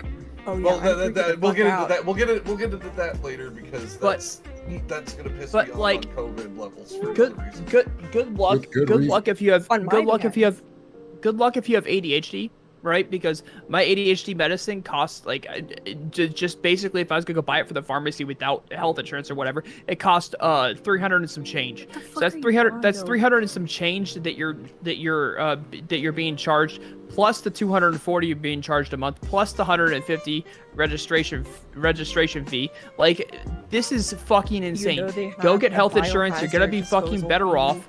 You're gonna be better off getting health insurance. You're gonna actually talk to real psychiatrists. They say they offer mental health and wellness services, but they don't say who's qualified to fucking do that shit. I guarantee they don't have psychiatrists. We've been talking about who we think this is aimed at. Let's be honest and start talking about this, because we know who are the majority of the people who are going to be using this. It's going to be a bunch of fucking white people with money out and sticks and fucking No, it's gonna be a bunch. It's gonna be a bunch of people. It's gonna be a bunch of people that don't have money, that don't want to pay for private health insurance. It's gonna be immigrants to a large degree. Well, okay. Because I've signed up people for services similar to this. I should have included that as well, but the other large constituent is going to be fairly well-off middle-class white Americans. The About Us includes no doctors' names. Click on watch. It could be illegal. Please, someone go watch their TikTok. Please. Oh, wait, they have a TikTok? Yes, they have a TikTok, and with one video that you just need to see to get all of the information that you need. Oh no, I have your clientele right here. I assume it's the same video that's on their main page. I could be wrong. No, it's not. On TikTok, it's not the same video. It's an actual video of them. They're showing their facility. So the only thing it mentions about doctors is that office visits by board certified pediatricians and internists. So I don't know if you know what a pediatrician is, but I'll go ahead and explain that. It's a doctor for a child. Yeah, we're not stupid. Internist is a very highly specialized... I'm offering that people who don't know what a pediatrician is. So if you are above the age of 18, they have 0 board certified people for you to see. Go see the child doctor. In the internist, you only see if you are dying, because that means that your internal organs are failing. So, child doctor or death, your choice. It sounds absolutely based. We should have everyone on this immediately. No, okay. Are we done? Can we back this one up? No, I'm still mad. We're still. Well, I mean, to be fair, they do have hospitalization advocacy, so they will say that they'll advocate on your behalf for actual health care. They're gonna send a mental health expert, right? To go with you to the hospital to try and talk you through your depression as you get the hospital bill and realize you can't pay the fucking shit. And be like, it's gonna be okay. It's gonna get better. I promise. I'll do it for $10. You can ask Bam as a reference. Okay. So, but their Facebook is wild. Okay, so thank you for give me your login. Give me your login for Facebook. Oh my god. Oh, I'm sharing the screen right now. You're sharing the screen right now? Cause I wanna see this 5 hours ago post that they just did. Hold up. Let me open Discord again. And click this watch stream. Flynn and Mike they have Lindell. crack pillow. They have fucking crack pillow. You talking about Mike Lindell? Yes, they have fucking crack pillow. Oh my god, I wish I could zoom in on this. Did he hide crack in his pillow? What the? He's a crackpot that sells pillows. Oh shit! Yeah. Oh wait, is he the My Pillow guy? Yes. This is Mike Lindell, the My Pillow guy, who so it seems legit. Not only arrested for, but put in rehab for crack cocaine on 3 separate occasions. He has also been accused by members of his board of directors of snorting a line of cocaine during a board meeting. Based. What a great CEO. No, come on, Ty. I mean, beyond the meme, this is something we would expect fucking Mad Men. We do not need to go back to the 1950s as much as your crew Sash would like nobody talking about sex ever again. All right, look, I don't think I'd want to do the 50s. You might sell me on the 80s, okay? Just saying. But that's a whole other conversation. My gosh. What are the comments there? You look too. United. I'm watching the available? TikTok. Yeah, Over half of our memberships are filled. Yeah, you have the same expressions. Click on the They have a Twitter too. Seems like good stuff. No, seriously, Leafy, go watch it. All right, I guess I'm on stream right now. It's kind of hard to. That's fucking insane. Yeah, I'm debating on putting it on mine because my audience is like half looking at it right now. Yeah, no. It's kind of hard not to look at. What's wrong with doing coke or the reading? My get hot. guy. By the way, it was posted 4 days ago. Ooh. What was? Yeah, The video on TikTok. Oh yeah, July 7th and they was have when the they were putting the finishing and touches. right. So by the way, so- just to put this into perspective for you guys, when I was digging into the website trying to find names connected to this, the websites existed for less than 5 months. Wait, they don't even have doctors here. It had no work that's done all on it whatsoever stock for the photos. first 3 months of its existence. It was in construction mode for a month and a half after that. It went live sometime in the middle of June. Yeah, there's no I mean, name so they might tag. have doctors. no, They're just because not, it's a like, stock hired yet photo. or It's a recruited. stock photo. That's all they're showing here. Is stock photos of people doing healthcare. These aren't their real doctors doing it. These are just stock photos showing exactly what they want to show in like go type in like pediatrician. pediatrician holding No, a no. child's arm while taking Wait, looking if I at reverse their search this- pictures like like I was about to say, go type in pediatrician into Google and you'll find the image. No way, no fucking way. Oh my god. It's I on, like, reverse page searched 6. it. Yeah, it's all over the place. dead. It's stock photos. Thank you for pointing that out, Queen. So, do they have stuff like this in Canada, or does actual Hell free no. healthcare actually prevent things like this? Well, as far as I know, well, it's Canada. There's no freedom at all up here, right? So we can't have freedom healthcare here, just on principle. But no, well, we obviously have a publicly funded healthcare system that I'm proud of, but also definitely has its own drawbacks. But there, at least in my province, there definitely appears to be a small growing movement of increased privatization of certain services that has resulted in its own problems. And also going back to sort of a callback to the other topic in immigration. One of the reasons why Canada is, increasing immigration or pushing to increase immigration is to fulfill huge gaps in our healthcare system, especially when it comes to workers, doctors, nurses, etc., etc. So, by the way, just yeah, whatever you you guys have do. always had a split of private and public healthcare, correct? Because things like plastic surgery and all that have always been private healthcare because they're elective in nature. Yeah, so like for cosmetic surgery, yes, but when it comes to primary care, it's been a fairly recent development where it was basically early 2000s where a specific Quebec premier pretty much passed legislation to allow more private healthcare services, where it's basically yeah, go ahead. Whatever you do, do not model do not model the single payer healthcare system off the VA. The VA is probably the worst model you can find. Let me say that TRICARE is the best shit ever. No, TRICARE is not VA. I know, but I'm still saying TRICARE military shit is off the chain. I want our healthcare system to be more like TRICARE. My healthcare was shit. Okay, for the non-military people within the chat and within the call, TRICARE is the health insurance that is provided to U.S. military service members. We had Ambetter. It is honestly one of the best insurances in the country. Oh, it's amazing. You hardly ever get a bill. You don't get a bill. Well, that's if you're military. If you're military dependent, you get a bill. But that's. I was at the time. Oh, I was covered. Really? But my insurance. Yeah, I'm a Navy brat.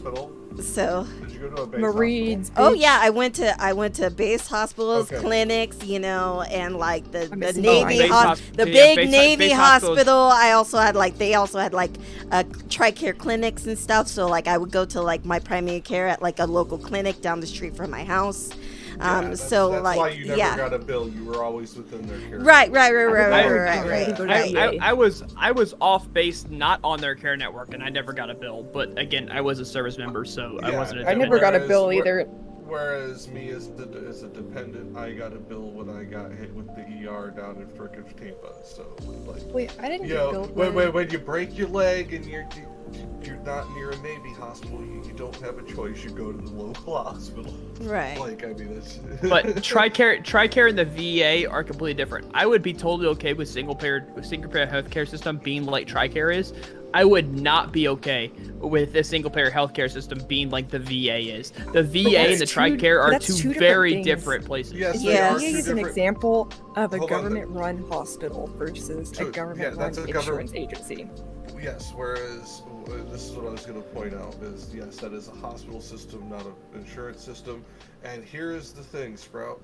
They are technically on the same kind of like investment fund to fund themselves. So they're technically being funded in the same way. They're just being horribly mismanaged in one way and not in the Well, other. what I'm saying is don't model it after the VA because the VA fucking sucks. Let me ask a question about the VA because there are a lot of veterans on this panel and I'm not one, but I've been told, but there's a couple of veterans that I do know who tell me this, that they say that the management problem with the VA has to do with the sort of walled garden approach where you don't get treatment unless you're approved, and it takes forever, and there's tons of paperwork and all this other stuff. But they say that once you get in, the care is good because it's specialized to what they need and everything else. And what they're saying is because horribly what long they're wait saying times. is.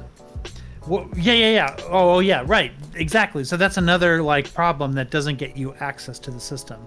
So if what they're saying is that the system inside that walled garden is good, but that too many people are kept out of it. No, even when or you're have in to the wait walled, long periods of time to qualify even when for you're in the walled garden, they will kick you out of the walled garden and tell you to go get something else. They'll have horribly long wait times, and then they will reschedule your appointment for you, and make it an even longer wait time for you. Cancel it. Don't even call you. Like it's From a more fucking stupid. From a more macro scale, this is regional. Depending This on was which the Memphis VA. which VA region you're in, some are run better than others. Some, It is especially Memphis. like the Northeast and Midwest, run exactly like Sprout is talking about. You will end up being thrown through the ringer because they're so overwhelmed. They're basically spinning your plate to keep you out of the system because they don't have space for you and they don't want to tell you that. So this- because technically they're legally required to have space for you. And that's part of the system, and they have been so mismanaged they don't have the beds available or the staff to manage. So is this like the NHS where the system's good until you get like the Tories in for 15 years who then chip away at it and now it's not good? Yes, it is It's- literally Sounds about right. being gutted And since funding cut. 1997.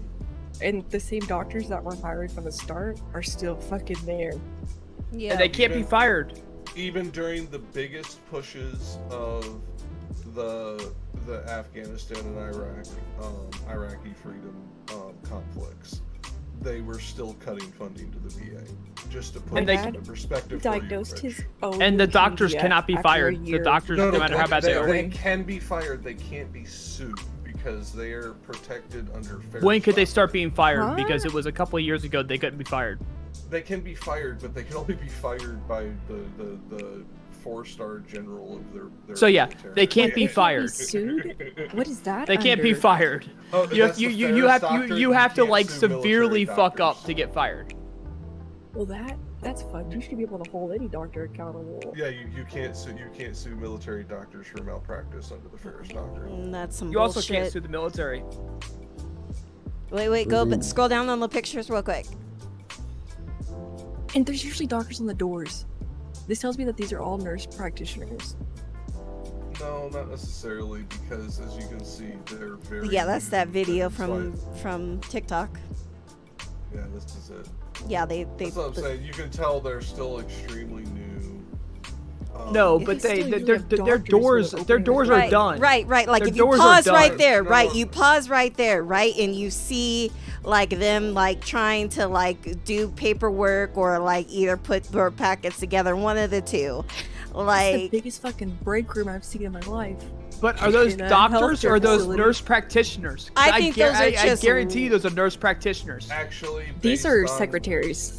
No, Yeah. I would say these are admin, not necessarily Yeah, secretaries. But Either that or office that staff. person Yeah. is having a membership tour right now. And right. It's like here the woman's holding the paperwork. So like here I've told one of the completed nurses my to go put my on a white thing. jacket. Go put on a white jacket. We got a membership tour. She's not even in a white jacket. That's just a white T-shirt. You get what I'm saying. You get what the fuck I'm saying. Yeah. All I'm getting is this is still very new, hence why on their page they're showing pictures of people like painting and stuff. They just opened. As far as doctors on the door, no, because you don't know when you're this new if your first 6 hires are going to be, cycled out. I have seen this with new doctors' offices here in Arkansas that are just completely normal. That they're like, oh yeah, we're opening a practice together. They don't put their names on the door for the first 6 months because you never know who's going to have to leave. If the business is going to fail, why waste the money? So all in all, we're dubbing this a scam for the most part, but is there something that should be done? Doctor. Is there something that should be done about an organization like this that is now advertising and is probably going to be netting people that are on the older end of the spectrum and a bit more gullible? Jack, do you think that they're eligible for malpractice? This is what I'm wondering here. Like, how do we combat? I don't think it's medical malpractice. I I feel like do they think, however, I eligible don't for think it's medical malpractice malpractice. I do, however, think it's fraud. Well, I I mean, do, it however- I could do, be however, think medical they're- malpractice It's if think they're- a doctor the fuck? like does something inappropriate. But yeah, it's pretty much a Right. scam right up front. But as is, assuming doctors are doing inappropriate things, I don't think this is medical malpractice. I think this is a fraud. I think that they're selling something that is not accurate to what is being That's received. malpractice, though. No, That's not medical malpractice. That's a fraud. Yeah. That falls under medical malpractice because you go to your doctor and that's what the insurance covers. But insurance doesn't cover this. Yes, it does. Medical malpractice. All doctors. Insurance does is not not cover cover this. medical malpractice. As someone who's gone through a Jack- medical malpractice suit, it does not. You guys are. Jack, could you explain how malpractice insurance works? Medical communicating it malpractice right. is a tort or a breach of contract based on healthcare professional services that were Yes, provided the or that should doctors have been have provided medical by a healthcare malpractice provider to a insurance. patient. However, Yeah, but- fraud is different. Fraud is that you are implying something that you sell this or that you're going to do this service by implication and then not Malpractice. doing that. That is Yes, fraud. but- Fraud is not medical malpractice. Yeah, but this wouldn't even be fraud. I mean, This medical would- malpractice is fraud, but fraud is not medical malpractice. Yes, but the Yeah. person that's paying for it is their malpractice insurance. No, they don't have malpractice insurance. I guarantee it. No, they They don't have probably have to. doctors. Well, it depends. There- It's in there is. Florida, No, stop, right? let me stop, So let it's me still stop. going No, to be stop, on let the me- state let- of Florida. No, let me stop you. Any nurse practitioner, aka a nurse prac or a physician's assistant, or doctor is going to have malpractice insurance. This is standard Social practice. You know workers. why? They don't want to fucking end up being bankrupt if something goes wrong. We had So, malpractice yeah. insurance on our tags. Yeah, it's just that's as a facility. I'm talking individually. These people have. I get, but this This company even is doing has- this So, company well, is I'm just saying- performing Pharmacists. fraud, not medical I- malpractice. This company is performing fraud. I wouldn't go so far as to say fraud because You're not gonna catch them on a technically fraud based charge. on our medical system, this is alternative healing. We have laws in place to protect this technically, and they're good laws because they're meant to be put in place to protect shamanistic healing on tribal lands and things like that. However, it also protects assholes like this until they do something wrong, like overcharge, price gouge, things like that. Things that You can't they even can get them on. actually be caught on a minor misdemeanor. then it will be upgraded to a felony by adding the fraud, attachment essentially. I hope it's not them killing someone. Well, based on the way they're offering the services, the only way that's going to happen, and I'll be honest, highly likely based on the way I have read the situation, but that is my personal opinion. I don't have 100% hard fact, is going to be anti-vaccine. And they're going to lead to some kid dying of measles or something that is preventable. Or a scope of practice violation. Yeah. Because I'm betting they're nurse practitioners. So, since we earlier had a great deal of fun talking about COVID, just recently in California not in California, just recently it's been announced that most In-N-Out restaurants outside of California will be not allowing their employees to wear masks while in service any longer. I would still do it. Okay. But I mean, like, honestly, when I've gone to In-N-Out Tyson's here, over it. I'm like, when I've gone to In-N-Out here in Colorado, I don't really see the workers really wearing masks anyways. And like when I go in to get my food, because we all know it's a lot faster than going through the damn drive-through.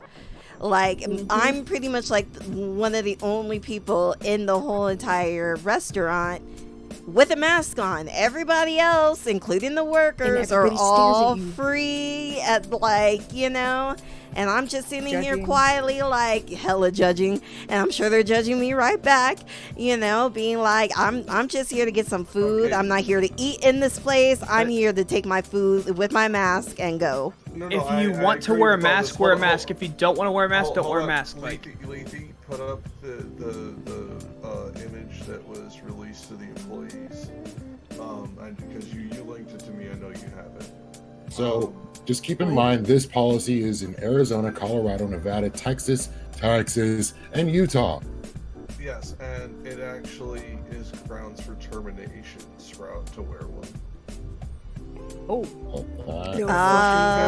I mean, this was wait, unless you have a doctor's note as to why you have to wear it. And by the way, COVID prevention is not an applicable reason from a doctor.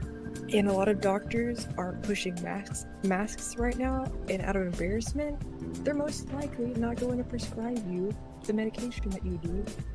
Or not the medication, they're not going to write that note for you because they're going to say, well, you're healthy, you don't need it. Plot twist. You become way less healthy the more you get COVID. They were basing it on... I didn't know that they were terminating people. They're also making it grounds for termination. It's ridiculous. Sadly, this is an at-will state, so fucking A. I hate that shit. I don't know how many of the states are listed or at-will. I'm actually too annoyed by the first two topics.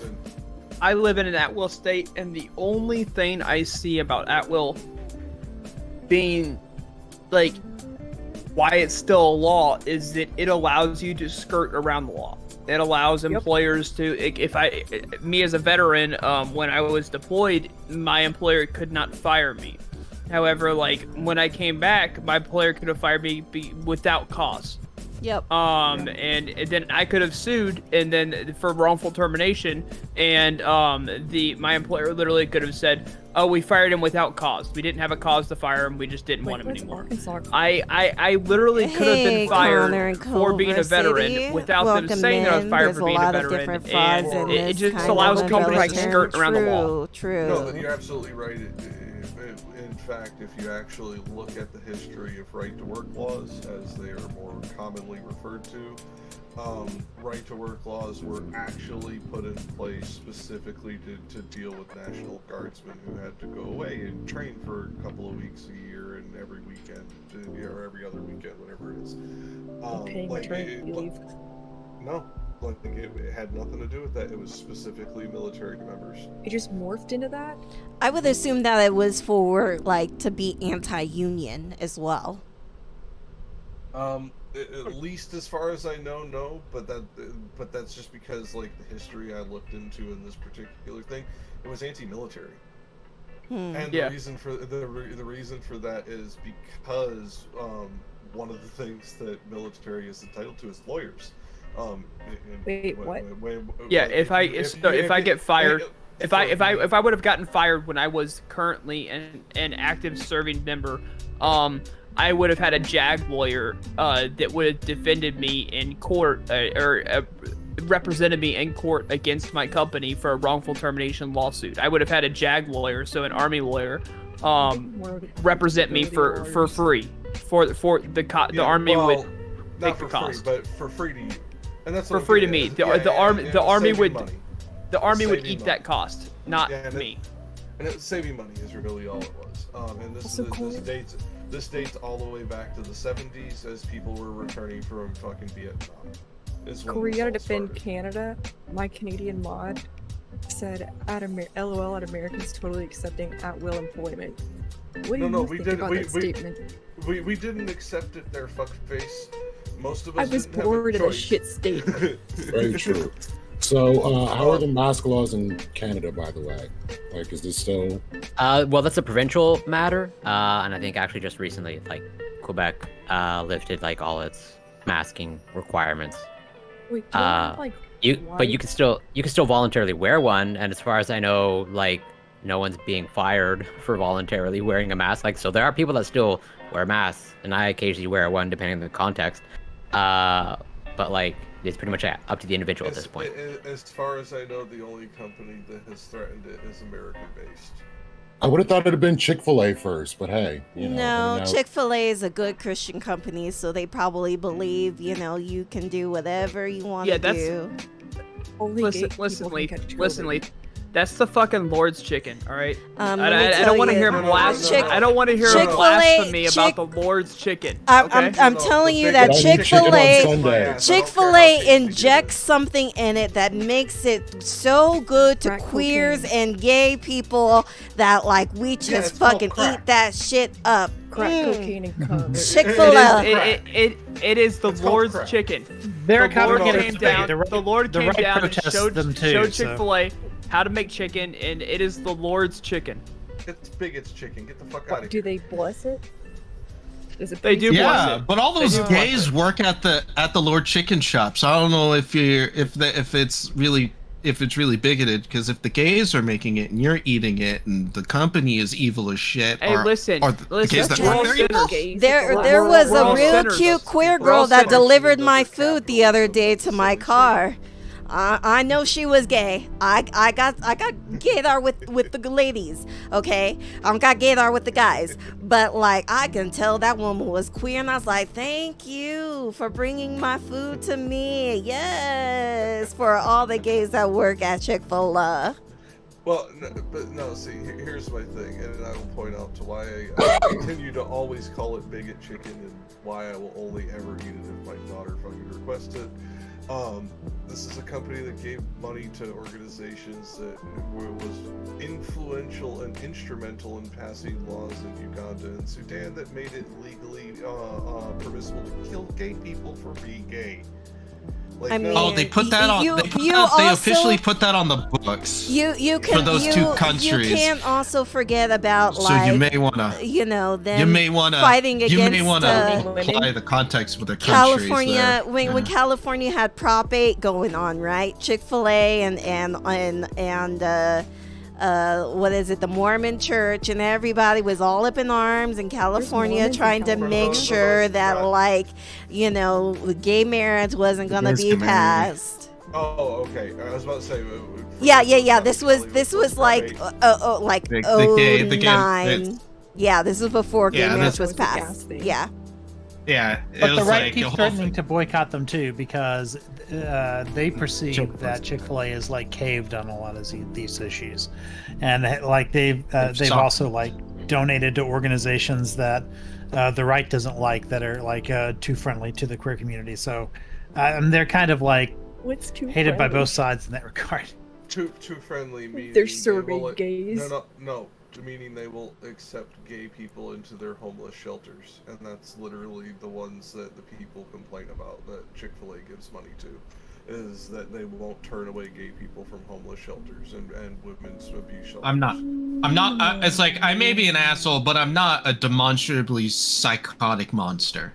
I'm an asshole, but I'm not fucking evil. Well, I would still say evil, just not wholly, because they're still trying to do something. Like, I mean, at least they're trying to help some people. I will never stop eating the Lord's chicken.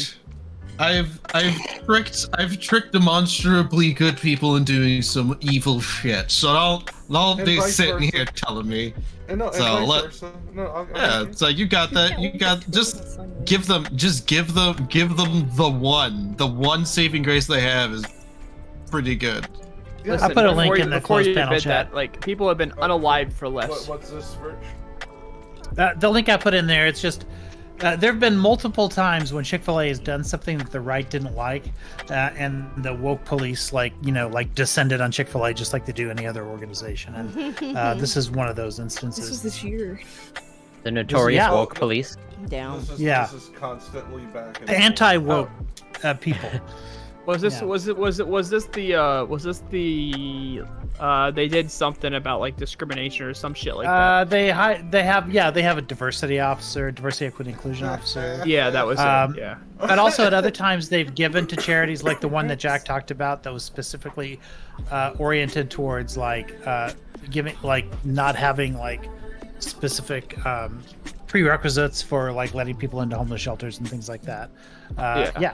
They've also here's what it is if you're an employee of Chick-fil-A, it depends on which member of the Cathy family's in charge, so whether or not they're well, no, it has to do with the employees.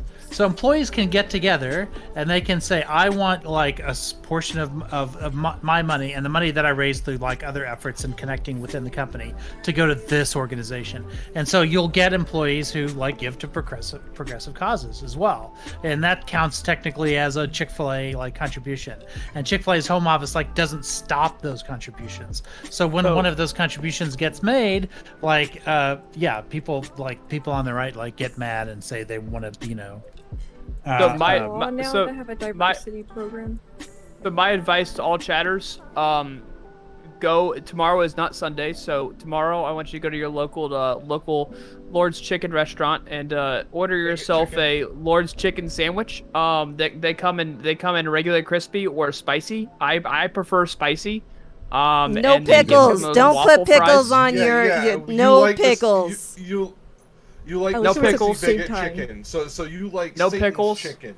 No pickles, and then no pickles. Get barbecue sauce. Pepper jack cheese and lettuce, Chick-fil-A sauce, and some waffle fries. No, not Chick-fil-A sauce. They're barbecue sauce. Barbecue only. Chick-fil-A sauce all the way. No. Oh God, we're about to start a damn war. Listen, Chick-fil-A sauce is the Lord's sauce. Okay. Chick-fil-A sauce is the Lord's sauce. Ty is looking like he wants to play tug of war with the train at the moment.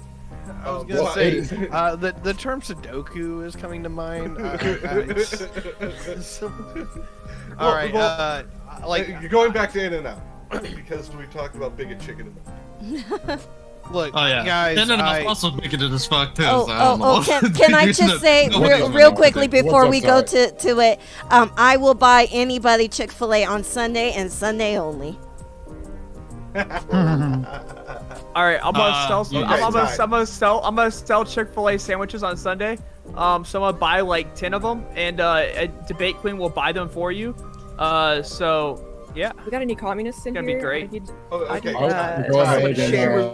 ready to go to open panel. So go ahead, Ty. Yeah, guys, I'm basically pulling 10-hour days, just trying to keep this bitch rolling. So, number one, if anyone wants to, check me out or support me, Tiberius D on a lot of different things. Trying to actually figure out if I want to do TikTok still or anymore, but yeah, got a few things in the pipe that I want to do, but yeah, about 10-hour days, and then I haven't had a lot of support because it's summer. So sun. Yeah, I know, right? Anyway, if y'all are having fun, great. If y'all want to help us out, great. But unfortunately, I need sleep. And if it was more than that, if it was just hey, you know what? I'm feeling the energy. Let's go. I'd try to stick around a little bit longer, but I gotta get up at fucking 6:45. So screw that shit. I gotta go. Have a good one, guys. We'll take care. That was the first of our closing announcements, so we're going to go ahead and go to open. So if anybody has closing statements or wants to give an outro, just like Ty just did, feel welcome. And thanks for being here. Before you go, the next time you come down, we're gonna go eat the Lord's chicken. So make sure it's not a Sunday. Fuck because that, we're going dude. to feast on the Lord's chicken. Okay. From a chef, for fuck's sake, when people come visit you, do not take them to chain restaurants. You goddamn chuckleheads. Take them to the hole in the walls that no tourist is To be ever fair, going I to. did. No, you In take my them to hometown, where Raising there's only Cane's. Ty, did I not take you to a non-chain restaurant that was a hole in the wall? It was great, by the way. 100% support. I'll let him promo the place if he wants to. I got a few. I mean, places. fuck it. Most people know where I live. It's Main Street Grill. It's a great restaurant. It's a hole in the wall, locally owned. It's a great restaurant. They serve bar food, so if you like bar food, it's great. They also serve alcohol, so if you like liquid dinners or liquid lunches, that's great too. So. Hey, now you just need to contact them. Hey, sponsorship deal, man. I actually have it where my city is on mine, so like it isn't hidden. If you ever want to look up on Twitter, like where I live, and want to bolt your ass all the way out here, I've got a few good places to eat. Docs party, let's go. Yeah, straight up. No, I mean, I've been doxxed twice, so I've only seen one Twitch streamer happen to make their way all the way out to me, and that was actually touring news. God bless, buddy. Anyway, take care, everybody. Have a Take good care, night. Ty. Have a good night. Thanks for being here. yeah, Clyde, when are you coming to Indiana? Okay, but before you answer that, to everybody in chat, and everybody who's watching, for the love of God, when people come visit you for out of town, never, ever, ever take them to a chain restaurant. Even if it's a local chain restaurant, take them to the local mom and pop, support your local... no, there's always a diner. You know J-Boog has only chains. I guarantee you, if I contact a chef buddy, there's a hole in the wall that serves food. I guarantee. So my favorite Italian place is Lazari's, and I would take people there. What the fuck? That's not a chain. Yeah, this is. That's not Italian either. Lazari's? Lazari? Yes. Sounds Italian. Lazari is No. It sounds Italian, whatever.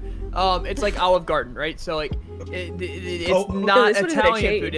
It's not traditional Italian food. It's not Italian food. It's like this American like concoction of what Italian food is. Tell that to the fiberglass fat man holding a pizza thing.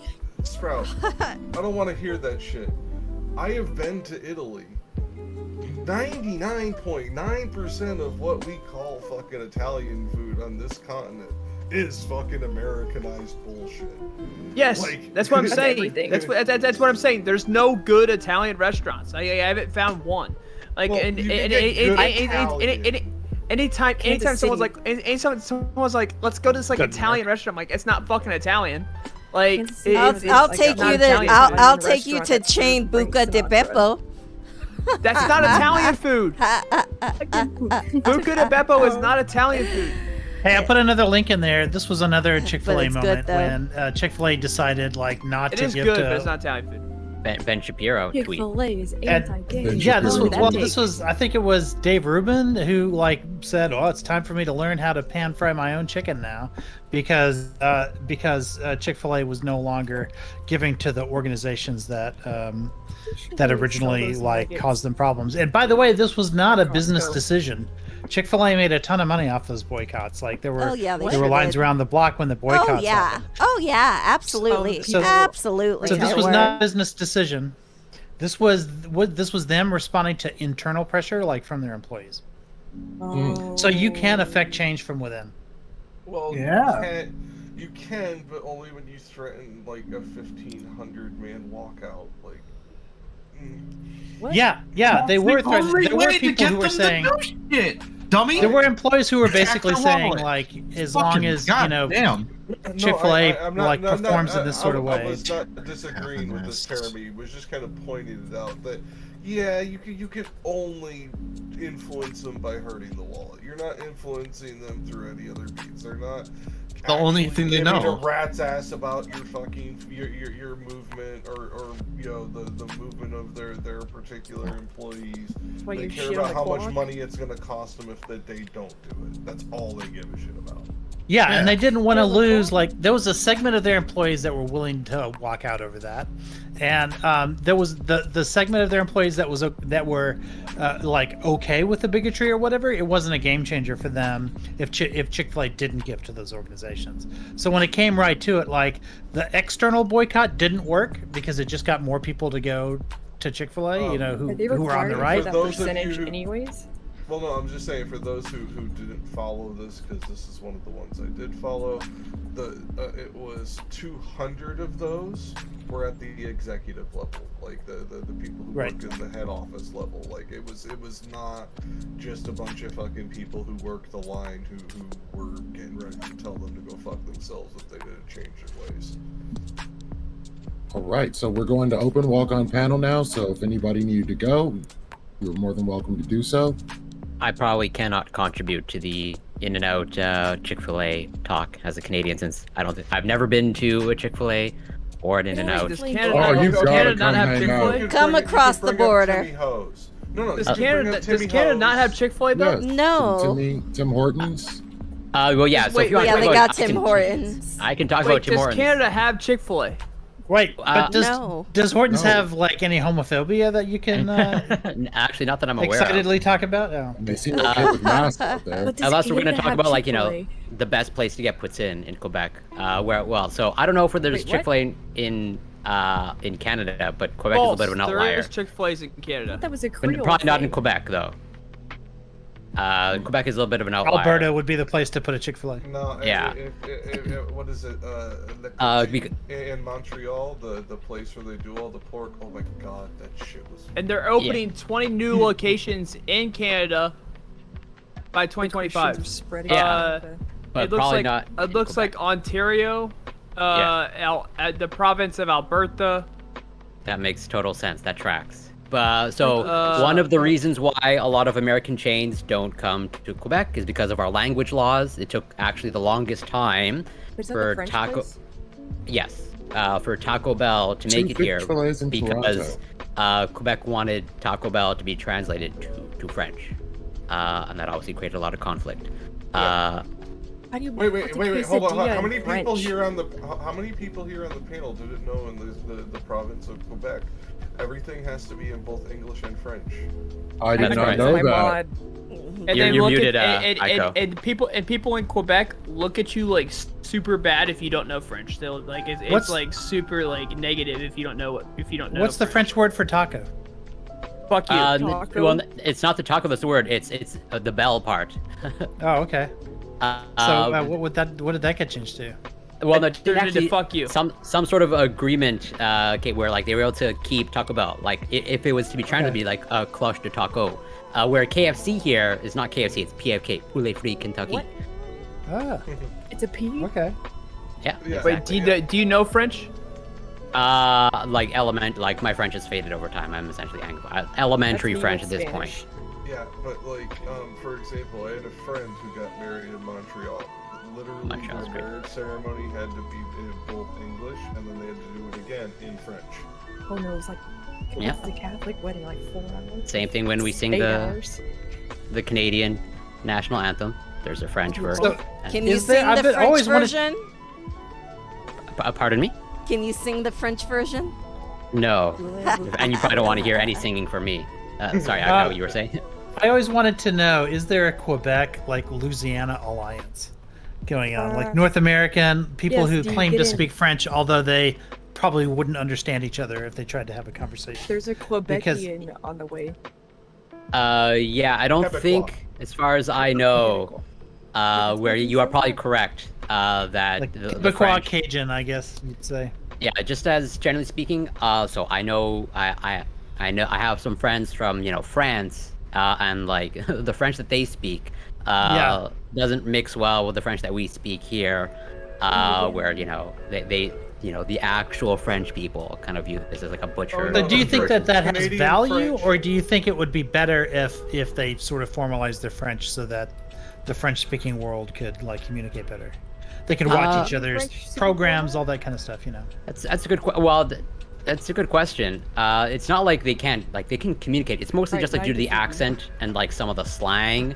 Like totally a Quebecois person can watch television from France. Quebecois. It's just I think it's largely driven by culture. There's I think Quebec culture is, at least in my mind, as recognized by Canada. Canada is a culturally distinct, whatever, unique nation within Canada. Do you say something French? Say something French Canadian for us.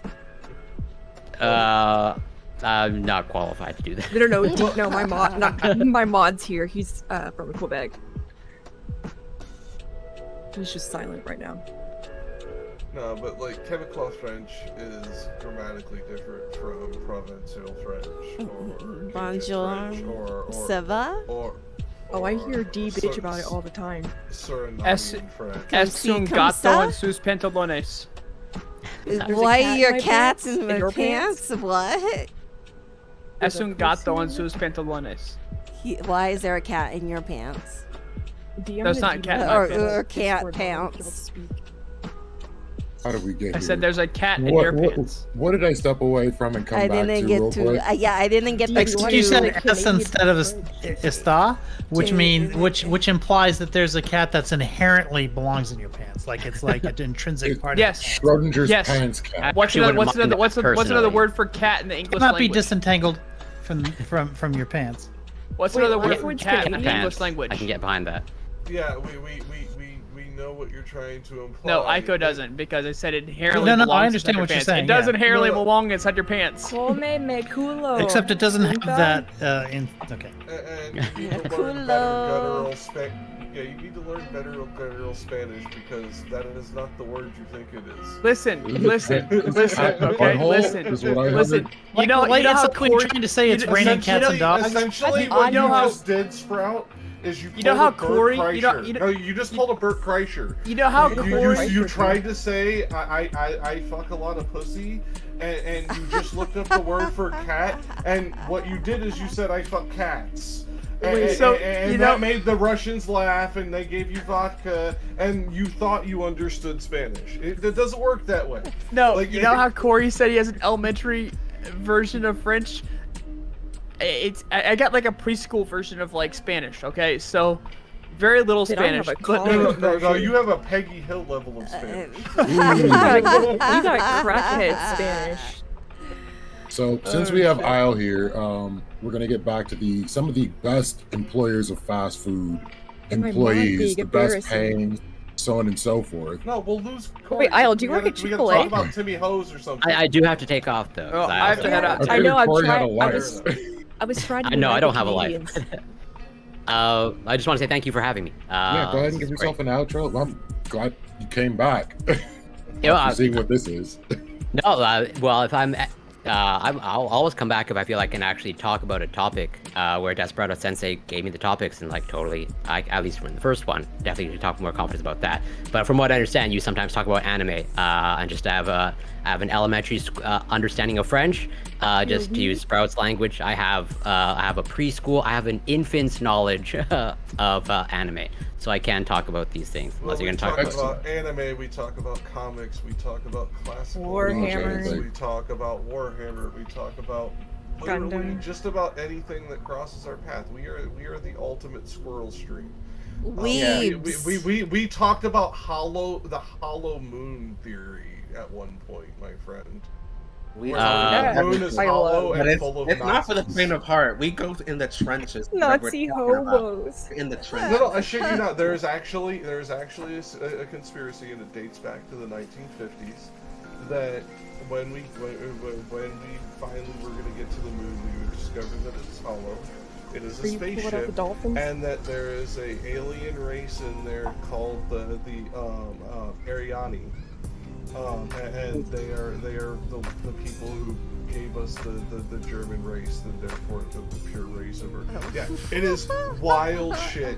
There's like thousands of pages of fucking documents on this crap that people have generated. It's wild. You ever heard of Argentina Trotskyism? I'm sorry. I heard of it. I've now been informed of that conspiracy theory. I'm not sure I wanted to know that information. But if I feel I can talk about that The more topic, you know. then I would gladly. But like, yeah, I can't really talk about Warhammer. But if it's Star Trek, Star Wars, and some of the comics, yeah, we can do that. Wait, Cole, totally. I'm having a War of the Nerds. I need one more Star Trek person for Ancon.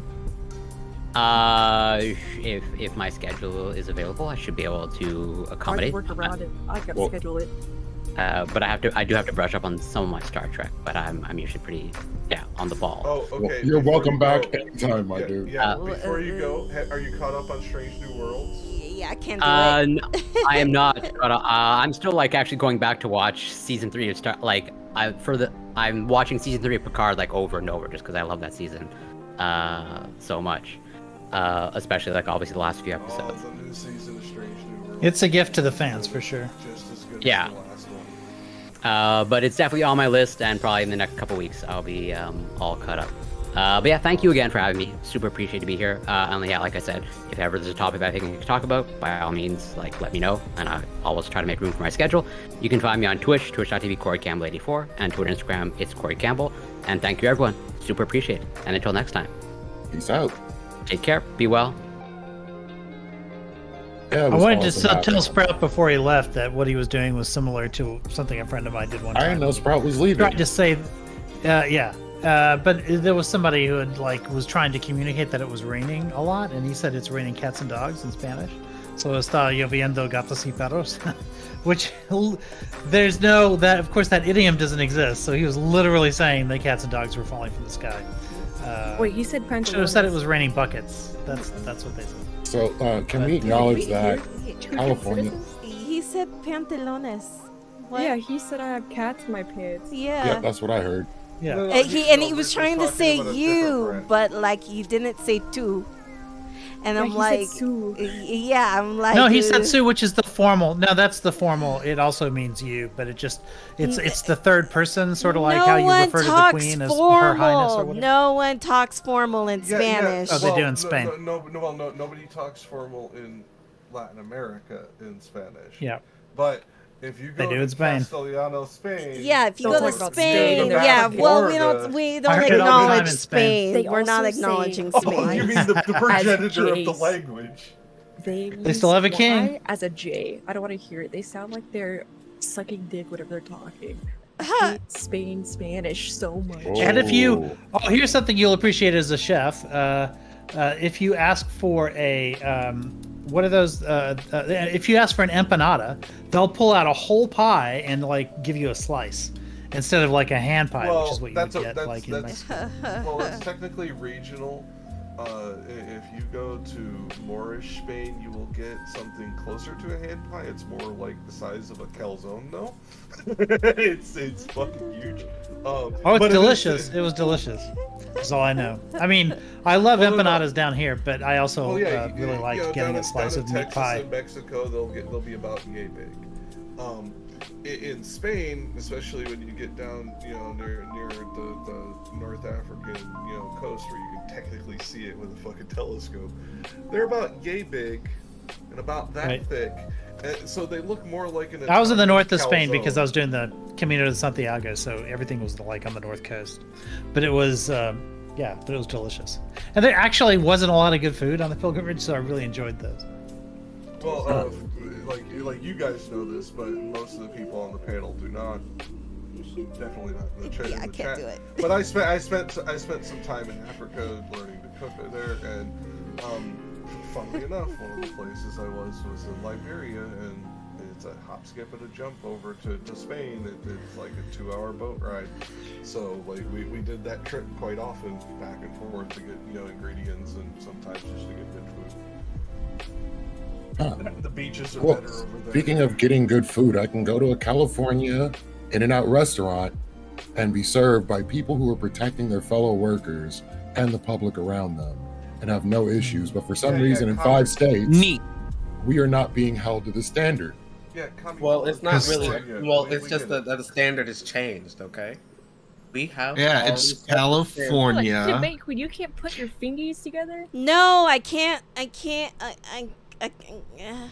What's wrong with your pinkies? Live long and prosper. Well, no, it's not It's just a pinky, gang sign. it's her ring finger. Okay. I can't No, do that's it. what I'm saying. I can't, Well, no, I can't. No, it's just that we have I'm a different trying. standard. I'm Okay, trying. stop shaming, because the thing is like Stop this is shaming an her art- lack of Well, no, dexterity. this is an art. No, this has nothing to do with dexterity. It's an architecture thing. Some people, their hands literally will not do it. Like, You're bad architecture. I can't actually keep my fingers still anymore because I have broken my fingers enough. Literally, all it would have taken is an extremely bad That's my blood sprain sugar. when she was a kid in her pinkies, and it could have completely changed the way her joints moved. Yeah, don't you know? My ankle Like bars. I totally fucked up my hands when I was 5, and now I can't do that shit. Your fingers. Or it could be a brain thing. No, I'm just saying. You might not have the right remember- neurons for pulling those muscles in the right direction too. Yeah. Like your brain. No, You can that- have to I train your wouldn't brain go for it. that far. I wouldn't go. Because that when I was a far. kid, I remember like having to practice to be This able is to do it. Now- this is as much as I could do it. There we go. But can you? Yay! And It did Thomas- take me a long time to get to the point where I could do this easily, so it's something that you Right. have to practice. Listen, I Like, was in a sorority, like Rich is I could saying, throw because gang like signs all day. there's a certain You got to there's a grow the certain neurons amount that do it. of yeah, there's a certain amount of know about that neuroplastic one. training that But has to happen to get the control for that. So Y'all try to do this shit. Y'all try to do a fucking quadrifoil. Practice is You know key. how hard this was? My fingers used to hurt. Spinning so a pen. Spinning a pen took me like months to practice. Yeah, I can't do that Yeah. either. Whereas your fingers I hurt am so not bad. breaking out the trick that I do because that would require me to break out a knife, and that's gonna get us banned on Twitch. Do I do want to you, know? you Knife like tricks? you do the knife? It's a Oh, great like trick. oh You look, can do it I once. can go like yes, this. I can play Mumbly Peg. Yes, I don't Yeah, know you what have it's to break your called. fingers and comp. But everyone yeah, teaches yeah, I've technically- almost got it, but I'm not quite there. Yeah, Hold on, that, you that s- game what is that it? You're describing, that game Like that you're this? describing, Debate Queen, is called Mumbly Peg, or Peg for short. How does it go? My record is 297 strikes in 12 seconds. What? Damn. How many- And how many fingers did you damage Yeah. Wait, beforehand? how many strikes? Oh no, you take a long time before you speed up like that. How many strikes? 290 in 12 seconds. And more you than didn't 20. hurt That's yourself. 24 I seconds. have no idea what this shit. thing is you guys are speaking on. It's like the knife goes Because chop, you're- chop, chop. No, because most people think of the movies where you're going tap tap tap tap. No, literally, I'm going tap tap tap tap tap tap tap tap tap tap tap tap tap. Oh, After no, I you've- watched- after you've used a paring knife to sit there and cut up so many fucking things and avoided cutting your fingers, it Wait, are you becomes delicate second. with it? Yeah. I'm not People fucking do with this. Yeah, that's because you've seen it in movies and people. No, know how to it's not recreate- that I've seen No, it no, in no, no, movies. no, I've no, seen no. it in person. Well, no, People I'm saying doing that most people shit. are trying to recreate that shit like they're fucking Jean-Claude Van Damme. Or they're Somalian pirates. They're all Somalian pirates. Rather than seeing people play that shit in actual bars where they're using a fucking, an actual Yeah, started everyone's bars? fucking drunk as fuck trying, look at That what I game- that could game- do. That Hey, game they have goes, darts and bars. That game goes back to the 1600s, Clyde. What? Yeah, that game is old. Wait, what Mumbly about Peg is quarters? very, very old. Quarters, I believe, was a game called Tokens originally, and it dates Is back that where to you the hit each other's 1800s. knuckles? Yes. God, I had a friend that could just sling that shit. Yeah, like there's The things we used to do before smartphones. Let's cut that shit out. This Well, is no, my I mean, favorite like, Trotskyist honestly- other than Jack. Well, that's because at this point you're looking for memes, you freaking lunatic. That's why you have the horns on right now. Nuclear war. I've been it's waiting for space- Clyde to pop off this whole time. I did what I told. Who did I tell Ty to shut his bitch ass up? Who did I tell? It was Sprout. You told everybody you was gonna be fucking up them peoples. Well, Yeah, she because she Jack was didn't gonna even have to ask. bring my. She was gonna have to bring in my rage if I wasn't here. Thankfully, I was able to make it and bring in like, what the fuck is this dumb shit? Oh yeah, This Jack is was how- popping off in chat earlier. This is how Jack knew I would be pissed off at this because he said you have plans Wednesday. He didn't say, hey, what are the plans? He said you have plans. And then I saw like 2 days ago, a day ago, what the topics were. And I was like, Hey. Motherfucker. Yeah, that I have on my fingers. You think I do not know my panelists? You know, the thing I found most COVID. I snuck COVID in.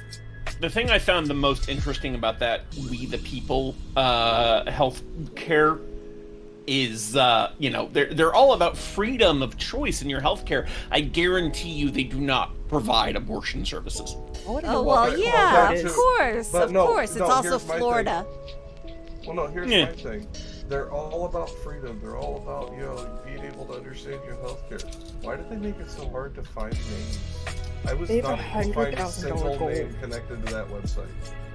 Not a single one. And like I said, I was digging through source code. Wait, don't they have to be... I mean... Like I was don't they have to be listed in the practice? On Chrome, when you hit that F11 or F12, I forget which one it is. I think the only way we're gonna find that out is like going to like going there or like looking up like the business from like whatever Florida registry there is to figure out who the doctors are. Oh, that's the only way that I can think registry. about. Yeah, but like when I did that, like, because I recently switched over to Firefox. Welcome. Like, not now. All I have to do is like right click and click inspect, and it pops up. But like I was not able to find a single name attached to that website anywhere. I could find a name attached to the address because you have names attached to addresses. But like as far as like the website, nothing.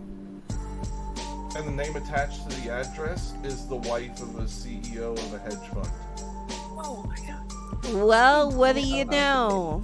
Isn't that just so awfully convenient? I mean, I agree. I literally posted, I didn't use the link earlier.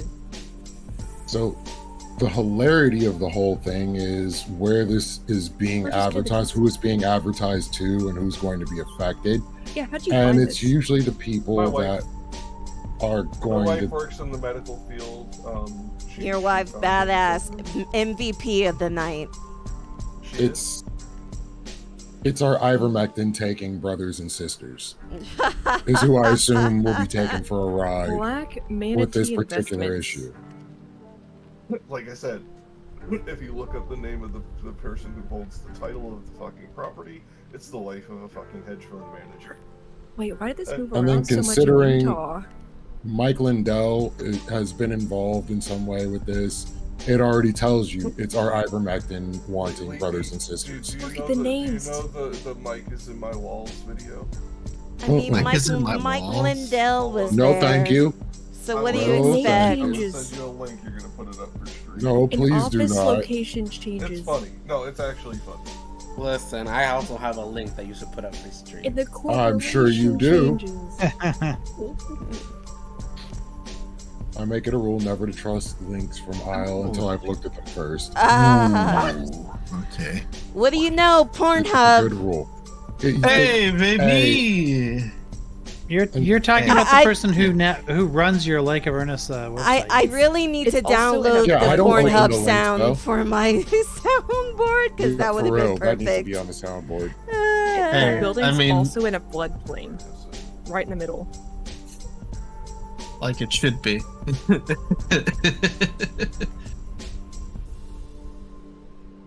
The perfect City of alibi. Venice. Did you send it? The Yeah, I'm city of sending it Venice now, did don't what? worry. The Sending it city of now. Venice did what? No What voter did- registering. There, Oh, that's I'll neat. put that up. One from Isle. You guys can enjoy that. That's rough. You're faster than Jack, so fair enough. Well, yeah, because I didn't have this one. Oh, I'm saved glad you up. didn't run that. I already saw that. It was boring. Because it never said what neurodevelopmental disorder. Like, come on, if What you're the gonna announce you have a disability, say with He's your chest. he's gonna say it later, but basically he's saying he has a bunch of these different disorders that he's gonna bring up on a podcast in like a week. Same. Who? But you don't see me using it to advertise. Oh, I don't feel like he even needs that advertisement at this You're point, not but members maybe. of Discord. Did you put it in the Let me panel? see. Sunny. You're not sure. Yeah, you're No, not he sure DM'd you're it to me. Discord. Oh, okay. Hold on, I'll open it. There we go. does this go? Neurodevelopmental disorders and learning disabilities. Rob? Oh, Rob McNeely? I mean, I have learning disabilities, but I will never admit to having learning disabilities. Well, I do will have freely neurodevelopmental do disorders. it, but I'm okay with it. I'm totally okay with saying that I have it because. I mean, I got like, too big of an ego. It's not that I'm still like, denying autism. Well, it's because of the simple fact that like I was fucking like teased about it my whole life, you know. Like kids are fucking mean and shit, you know. I've still been denied and it. so I'm Still like, denial about you it. know, I'm like, why should I be like shamed for like having a learning disability and being different? I'm brown you and know, disabled. I feel you. I'm brown and motherfucking disabled too, but And a like, woman. and This a is kind of the woman. issue, I is feel that you. We're on the kids- same path. Kids have to face kids, especially in the black community, kids face like corporal punishment for behaviors that come from undiagnosed neuro and divergencies. Yeah, I want to like, say just- bipolar is super undiagnosed at the So- body, as well as ADHD. Oh yeah. I've had family and members autism. that And have been autism. held back a grade for not knowing they were dyslexic, and then punished for not doing their work properly or being told they're lazy and disobedient. Yeah. I almost So- got held back a grade, but my mom protested and was like, "You're not holding my child back from a grade. No, you're not." So I went on But to the next still- grade, but that's real. Still not confronting the reason why. And if we would confront the reasons why more kids have these learning disabilities than did in previous generations to our knowledge, or maybe they did too. We didn't even have testing for this at that time. So now you can get tested, you can see what's going on, and acknowledging these things will help these children have a better future. The sooner you catch it, the better off they will be. Yeah, I mean, like I was better diagnosed testing. in like 4th grade, Agreed. 5th grade, you know, and so then that like carried me through pretty much high school. I Wait, was what were always you in diagnosed special with? education classes up until high school, and then they were too fucking easy for me. And I was like, I don't want to be in these stupid How did I easy know? classes. Were you in gifted and talented? Were you No, gifted no, and I'm just special education classes, right? And so basically They we should put you in gifted and talented if you like and get and bored. then like yeah, and then so I was like these classes are too fucking easy, and then at that time like I was put into regular education classes, which was great, you know, but I was like, yeah, I wanted to be challenged at least a little bit, you know. Yep. I got in trouble because I had to argue with the teachers for teaching the test. So I was like, why are you not doing your job? Why am I having to teach myself how to memorize the answers for these bubbles? This is stupid. Yeah. And then my mom would be like, yeah, but she gets in trouble because she just gets bored. Yeah, I would get in trouble for advocating for myself. I got You know? diagnosed with ADHD the first semester of senior year of college. So 2019. I've been wondering what the fuck's wrong with me. Oh, thank you, Wadud, for the great start. I've been wondering what the fuck's wrong with me my whole life. And then this year, I found out I may have a little bit of autism. Like, That's real. I mean, like even in college, right? it's I like, had what does this special things. information- Yeah, like Oh, that extra time. yeah, that extra time is Had I had fucking that freshman year. fucking good. Yeah, Okay, by the that time- extra by the time time I and a got half. So that's why I'm pretty happy that Rob McElhaney is actually bringing this to the forefront. He's somebody that a lot of people recognize. He's a very successful individual. I think he's waiting for the right moment. Like I'm not gonna be bad faith in what he's doing. Oh, it's during an episode. Yeah, he's like actually going to Oh, address that's it the to podcast. a large audience On this rather podcast. than just Is their because most podcast people big? it's pretty big. The And they podcast just- is big. yeah, Well, Always because Sunny it's is a yeah, very because popular right, show. right. I know like the show, but I didn't think that like I didn't know how popular podcast like that they has- had a podcast as well. 1.2 million subs. Well, damn. So just Cut saying. that. YouTube, Cut they're that. half of- Cut that. Yeah. YouTube, they're half Yeah, a no. million. I mean, that's the thing. Like, there's podcasts that none of us have ever heard of that have 12 million views and on a subject you've never given a rat's ass about. That doesn't mean shit, though. They started it in the Bullshitters. basement. It's popular. Thank you for tuning into the Pool Shitters podcast. Oh, pool shitters. Where did that come from? Destiny debating Gavin McInnes. Did you convert the turf? No. Convert the turf? I think we're gonna become good friends. How you do this? You can disagree and still have a nice conversation with a Exactly. motherfucker. You gotta remember, You're supposed to gut them. No. Here's the thing. She's not a turf. Nothing. She's not a turf. Okay. So what I didn't know going in is she's like ultimate like gender abolitionist. So she's not a turf. It's not that she doesn't think trans people. She is anti-women, men, and trans as a like descriptor. She's just a gender abolitionist. So it's not that she's anti-twine. Well, I don't know. So like yeah, but she's not a turf. Also, keep your friends close, but your enemies closer. It's much easier to bleed them dry. That shit. That's why it came out swinging. I was like, wait, hold on. I need to see a therapist now.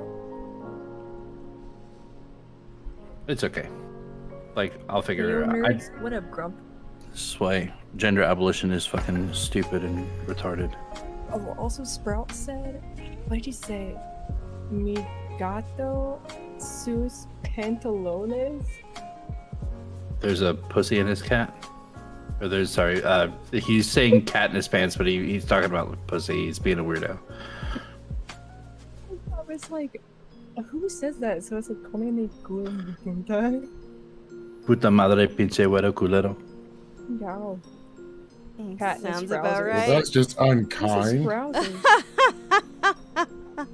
You know, the first sentence that you learn, you know, in Spanish in California, how to say all the curse words. My mom's from Orange County. What curse words? I just called him white asshole.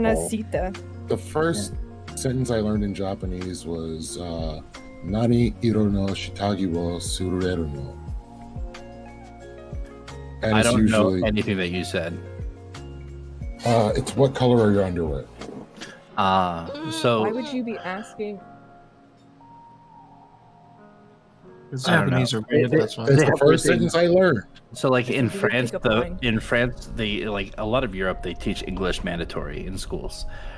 In France, it's funny because I can go to France with my partner and say one phrase, and everybody knows the phrase. So I'll be like, and they're all excited to respond with like the French or the English that they learned in school.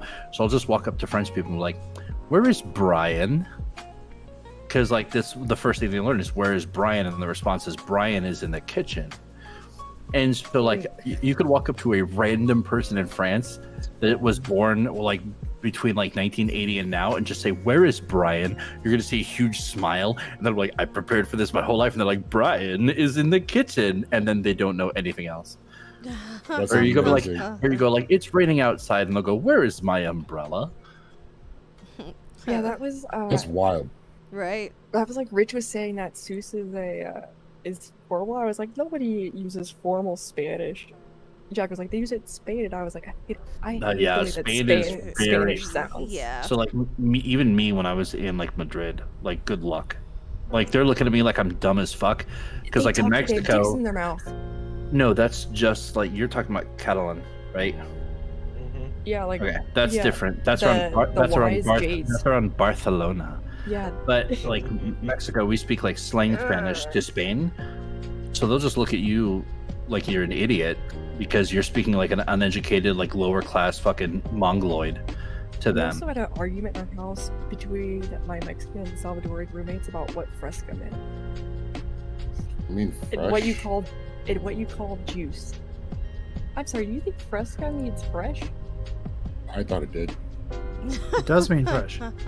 It does. I don't speak Spanish though, so I'm not going to argue. But it's funny because English evolved the opposite way. So, like, the word "you" is a plural, and the singular was "the." Well, here in California, we have agua frescas like all over the place. Well, no, we had a. Which isn't juice, by the way. slang? It's not juice.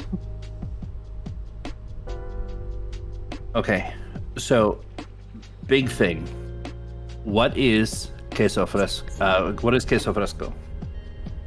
Fresh cheese. Very young, immature, fresh cheese. Wait, is it darker that she's how old it is? This is going like off of my understanding of my minimal understanding of Latin, where I'm getting this shit. Wait, are we doing the años? No. Like literally fresca. Like it's like this. I keep forgetting you don't speak Spanish. Because then there's fresa. I don't speak Fresa? Spanish. I don't speak Taco Bell Do menu. you speak English? Fresa I speak is shitty Arkansas Mexican. fresa is strawberry. Oh. I swear they were arguing about fresca. Listen, I drink some really good fruit Okay, juice. so this is an example. sugar You know when other people of color say that like you're just white when you're Hispanic, they're talking about people like Clay. And then Can the I just opposite go of on that record as are saying Puerto Rican. horchata tastes like shit? Fuck them. Oh god, can I do it to you? Wait, are you streaming? Yeah. Yes. Yes. I want to disconnect him so bad, I but know I can't you do do. that. I hate you. I hate you. You opened your mouth and said Insult. that. I did this knowing I had plot armor. You know what? Because Plot armor? I have plot am armor chaotic- right now. I'm chaotic What do you think neutral. about Menudo? I'm chaotic neutral and unpredictable. So this person's paying for your actions. Okay? Oh, See that? That was your fault, Leafy. I did this. Your I fault. killed this person. You killed Terave. Oh, you didn't even sacrifice Isle? No, I like. I'm pretty Ion sure more she than- selected randomly. Yeah. Could have I been like- any of us. I don't I just dislike assumed it was Ion. going to be me. Someone had to get kicked. Actually, I don't think I dislike anybody in here except for I Vigilante. don't want to be kicked. You dislike Vigilante. How could you possibly dislike Vigilante? Just people with IQs that low. Oh my god. Ancom is more tolerable than Vigilante. Even Ancom is like, okay. Even Ancom would be like, okay, maybe killing half the population in a revolution to instill my moral viewpoint as superior is a bad thing. I and I didn't get to pitch our boomer concentration camps. We have them. They're called old folks' homes. Jeez, duh. And So I've been saying that. You gotta They remember. shove- You got to remember who's working at these places, right? People in our age bracket. We control whether or not these old fuckers live or die. Yep. Hey, Desperado. One of my mods might be getting a job at an old folks home, and I was like, How's "Do it you going? have like Good luck any with that like work. history doing it?" And they're like, "No." You know, I'm like, Did my bad, "That's did real." my bad Japanese summon you? No, it's gonna be a Possibly. quiet killing. It's gonna be a very fun day for me. I only know one phrase. I only know one thing It's your in potassium. Japanese. Is Korean Ichiban Japanese? Well, Ichiban is Japanese. This is the only thing I know in Japanese. Bankai. What's the anime yell? That's nice.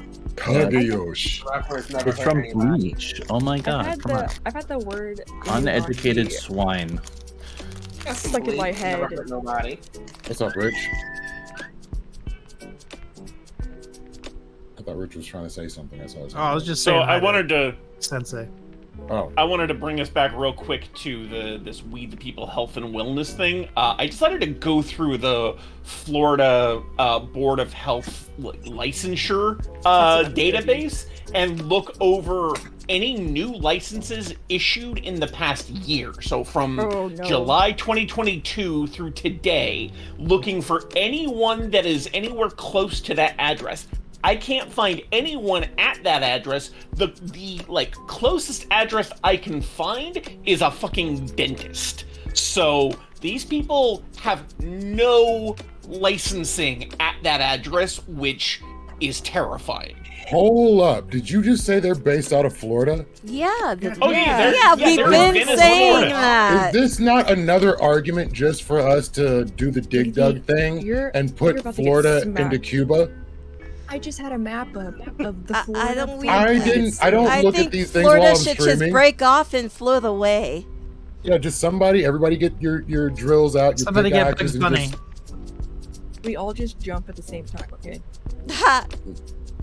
everybody go to Yeah, Florida and and jump. I want to point out this includes every form of like healthcare licensure. So it includes pharmacy techs. It includes nurses, paramedics, dentists, massage therapists. Like, this is every possible license for like any form of healthcare, even tangentially related. Oh, does Florida not a have damn a thing. doctor Like, they do not have a corporation single owner? person registered. Because I can tell you why.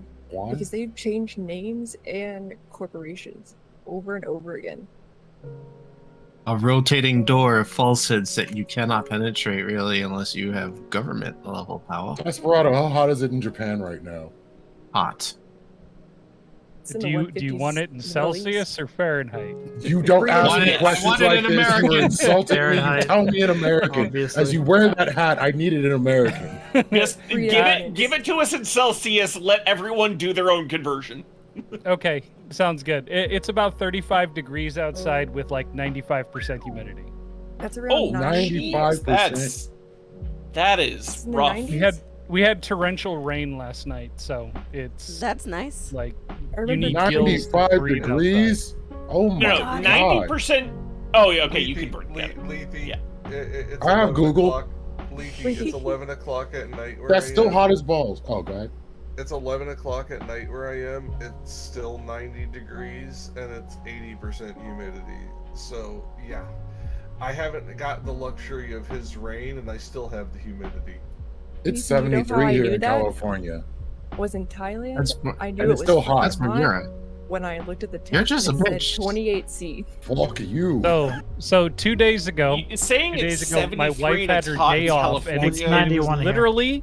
it literally had said on the news that it was 100% humidity outside. My wife hung clothes outside. They sat for 2 hours and they didn't get any drier.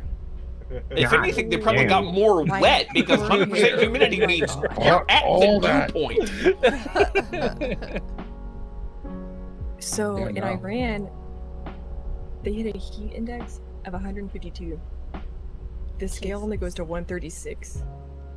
That was actually southern Saudi Arabia, I believe, because that was at the that was at an airport, I think. The I forget which Iran airport. airport. The Gulf airport, yeah.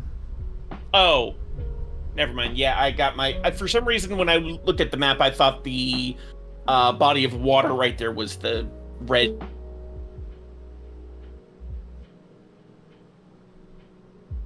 Cycling, because I read all this shit, especially the COVID shit, yesterday. That's why when Sprout was like, they haven't released that. I'm like, don't question me with sources. I bring sources. I may forget my brain. I always bring them links. Still not a bitch. 73 is hot, especially when there's humidity, and I don't You like are a hot. bitch. And I'm about to send you my California picture, just so that you know It's 91 here. I'm coming for So y'all can just come here, get yourselves some in and out, Rich has got me and beat. enjoy the Be homeless. Japanese community. Listen, I want to talk about the in and out. I want to talk about the in and the out, okay? Of course you want to talk about the in and out. Sam, Hey, what do you think if about I wanted in and out, Iron? I'd just take a laxative, okay? In and out is Well. firing for masking. So yes, I think that it's perfectly reasonable for this request, seeing as before, like a couple years ago, we had the complete inversion where it was a mask mandate, and people were fine with that. So you want more And people so- to die? No, I'm just saying that an employer has the right, of their business, if they want to The have a employer mask has the mandate where you're right forced to wear a kill- mask. Or, The employer has the right to kill their clients because they're not wearing masks in a food industry, where the virus Yeah. spreads via aerosol droplets. Yeah. And they most likely aren't having a filter system. listen, we didn't Yeah. think about mask 8 years ago. We didn't think about it 7 years ago. So I mean, I were did. you killing people there? Everyone in Asia has been Yeah, wearing Asia. masks I did. for the last 100 There's years. this thing called SARS. We're not talking about It we're was talking real? about in America. I'm sorry, I didn't know there was an in and out in the. There are middle. Asian people in America afraid of I SARS because didn't they know were there was smart. an in and out in Wuhan. I'm sorry. We were talking about That was masking the in beginning. Asia. I'm talking early 2000s when SARS was happening. I'm going to say 2001, 2002, when the So first In-N-Out outbreak of wasn't 8 years SARS was old. going through China. I'm going to say motherfuckers here in America were wearing masks for real. because they knew, hey, my brothers and sisters coming from there are going to bring it on with them. I don't want it. I don't want to deal with that shit. Listen, I'm just saying that as like. But Bush was actually really good about that outbreak. Like he was very supportive of the CDC. Like, can I be honest? What my thought process was when COVID happened in America, when COVID was coming to America. So I was seeing COVID in China, and I didn't know it was already in America, of course. A bunch of pets. So in my head, I was like, oh, well, we've already dealt with SARS. We didn't really feel that. We had Ebola come through with Obama. We didn't really feel that. We're America. We're going to be cool. I was like, wait a second. Fuck, Trump's in office. We're about to get hit real hard. What do you think Ebola does? What do you think happens when you catch Ebola? Oh, you fucking die Bleed out real of every quick. orifice. You die miserably quickly. From what? Your organs melting. Yeah, your blood vessels are like exploding. They're not exploding, they're rupturing. But I'm saying, Sweetness, because we had a good alertness at the time when Obama was in office and Ebola hit, they I had found their business registration. They're registered to a construction company. only 3 people died during that first Ebola issue. They're registered by a person who runs What a if they construction Or company. 2 people died. There were 3 people infected, 2 people died. Frontline. Land is registered as And so after that, they created an entire branch to deal with this. It was the epidemic response team. No, I'm talking And about like the fucking business- Trump abolished it like first Pandemic year in response office. team, yeah, that was a different thing, but yeah. Wait, is Construction that company. what we just built in Denver? I'll send it to you. Or is it Denver that we have the new infectious disease center? I don't know. I knew after Ebola, we got like a $2 billion center built.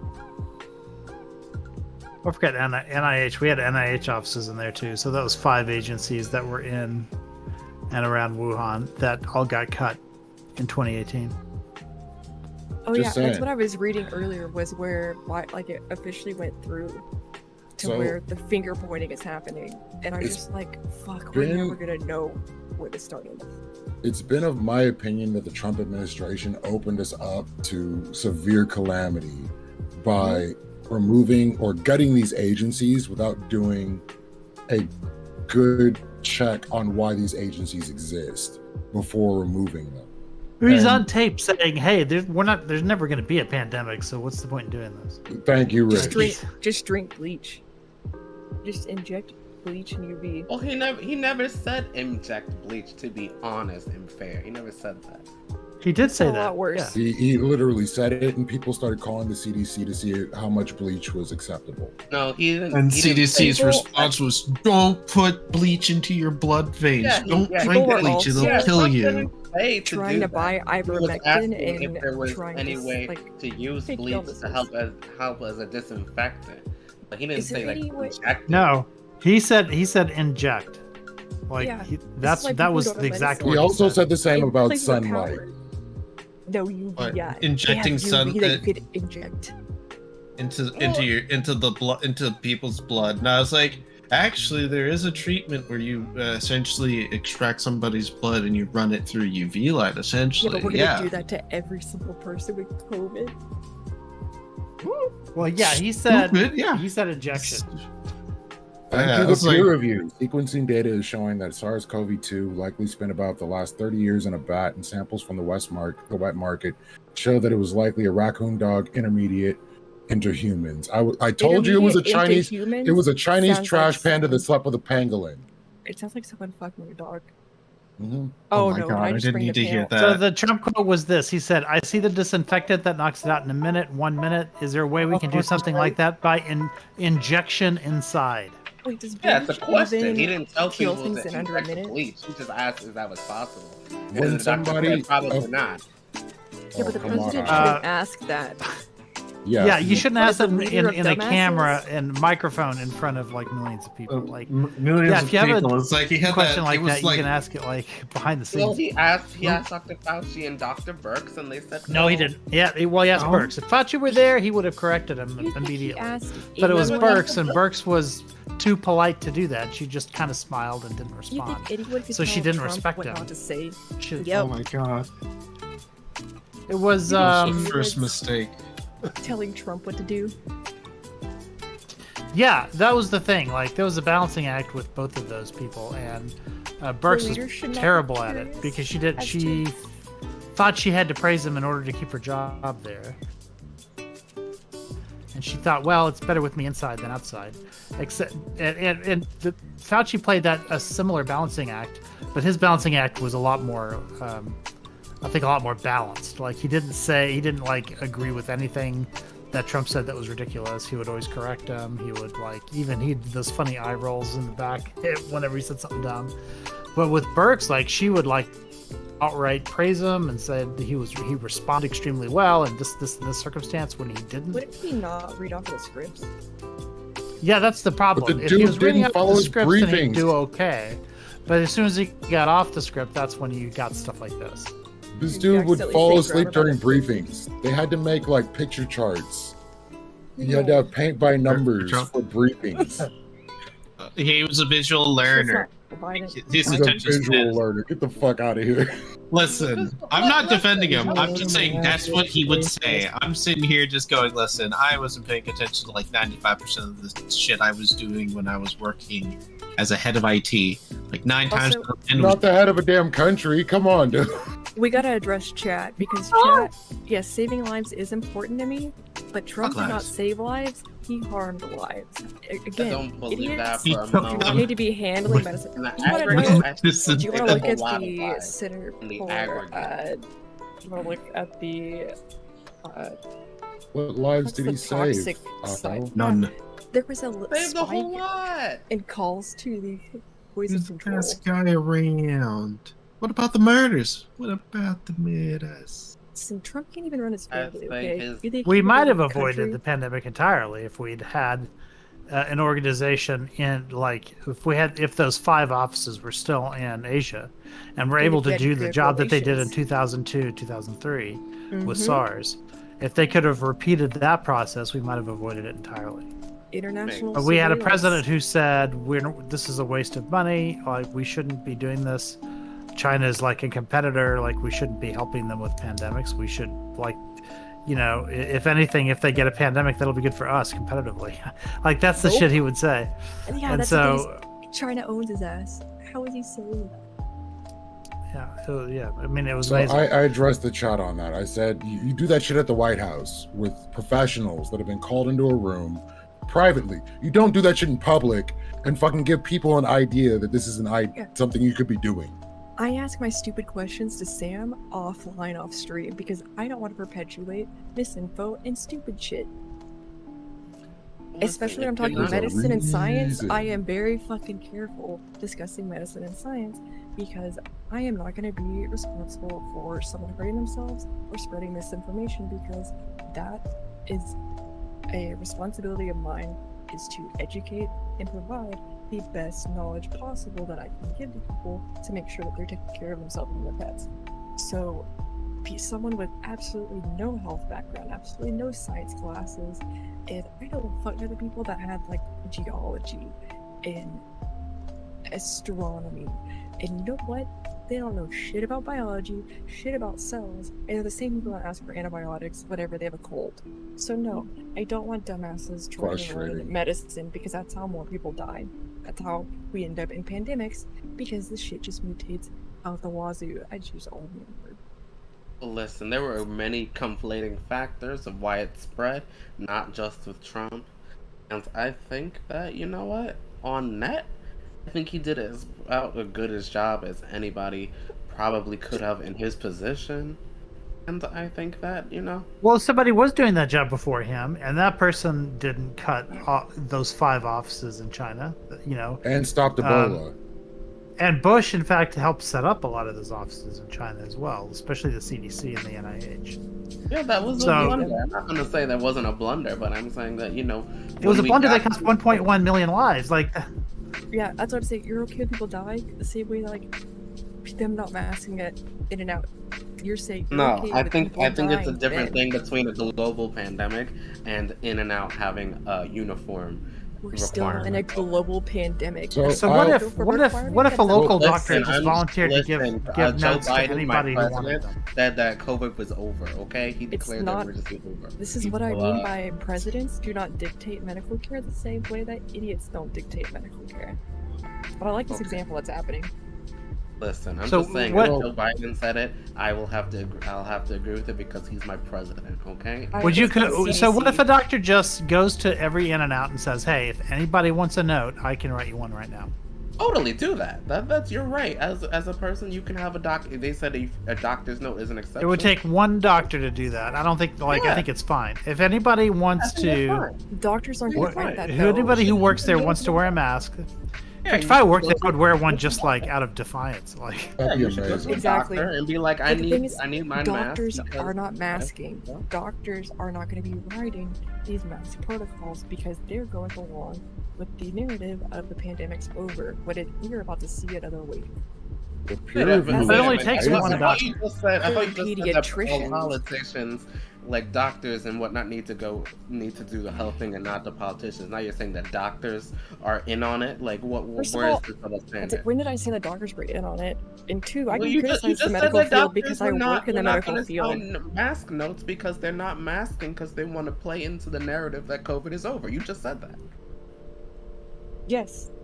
That's not... Okay, then so are doctors not medical professionals dealing with a health crisis if they're the ones saying actually COVID is over? They're dealing with the health crisis and they've been brainwashed by idiots in power. This is why politicians should not dictate or open their fucking mouths. But you just said that the health professionals are saying. You're proving my point. No, the health officials are doing what the people paying them to say and do. Because that is how our healthcare system is driven these days. Okay, so why are the doctors going along with it if they're the people who said because they don't give a shit about you? They need to know about it so they can fix it. Okay, so if the options are go with a politician if you give me another whataboutism, or don't care people dying, don't give you're a shit literally about you, or people, and if you have to choose between those two options, either a politician who doesn't know the politicians don't give a shit about you, and your doctors don't give a shit about you. So you if they both don't give a shit about you, then I think you should just err on the side of whatever you want to do as a free American. And that's why people are dying. Okay, well then there's no solution to that. You just have to go with your gut. The solution is solutions. The solutions is not being The solution is Medicare for all. No, it's not Medicare for all because even then with the medical care for all, we need a single payer health care for all.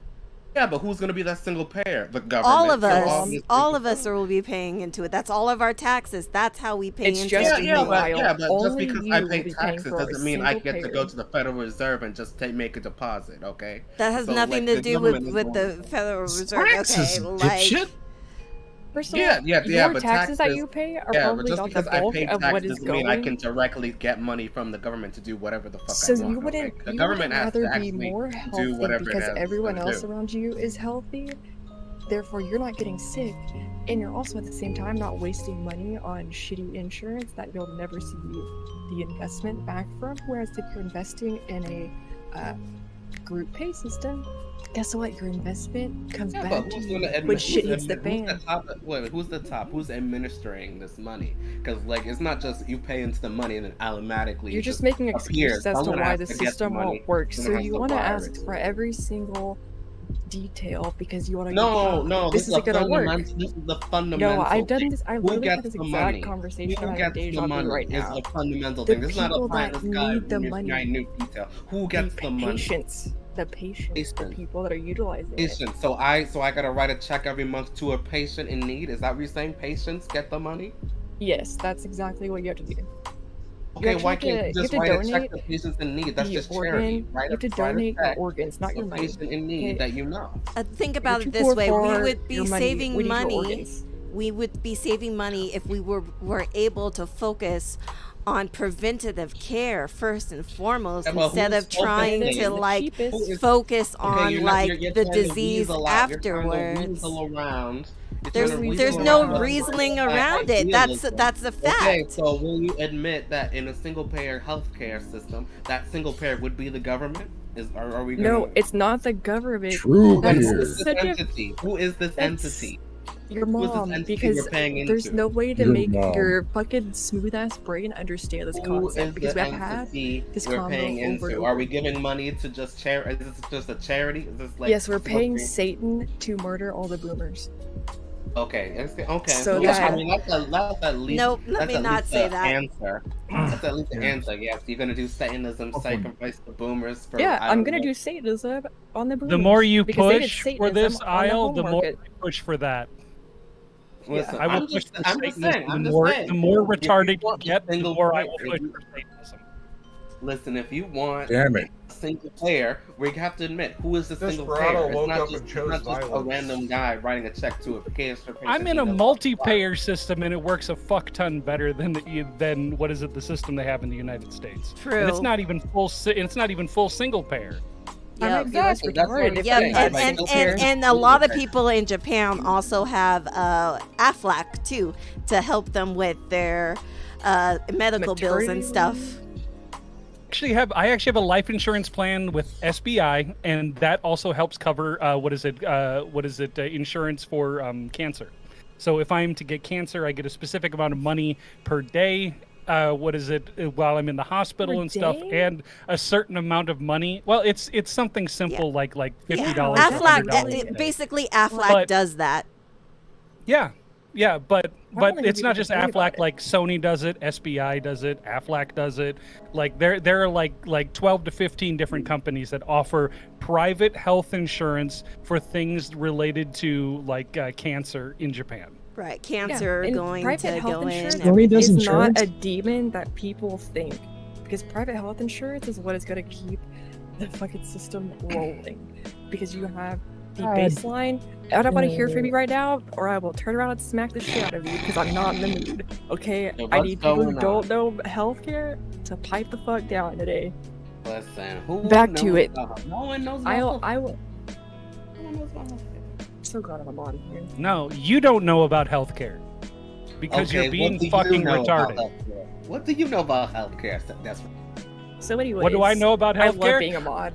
I have used the United States healthcare system, and I've actually been hospitalized for 7 days in Japan and got the bill for that. So I know exactly how much I had to pay out of pocket between the two things. And I'll tell you right now, breaking my arm in the United States cost more than busting my kneecap, spending 7 days in the hospital, and then having to go to the emergency room because I forgot my insurance card, and getting MRI scans in order, let you get and all of MRI that scans all without of that insurance card? was less expensive than all the stuff that I had insurance for in the United States.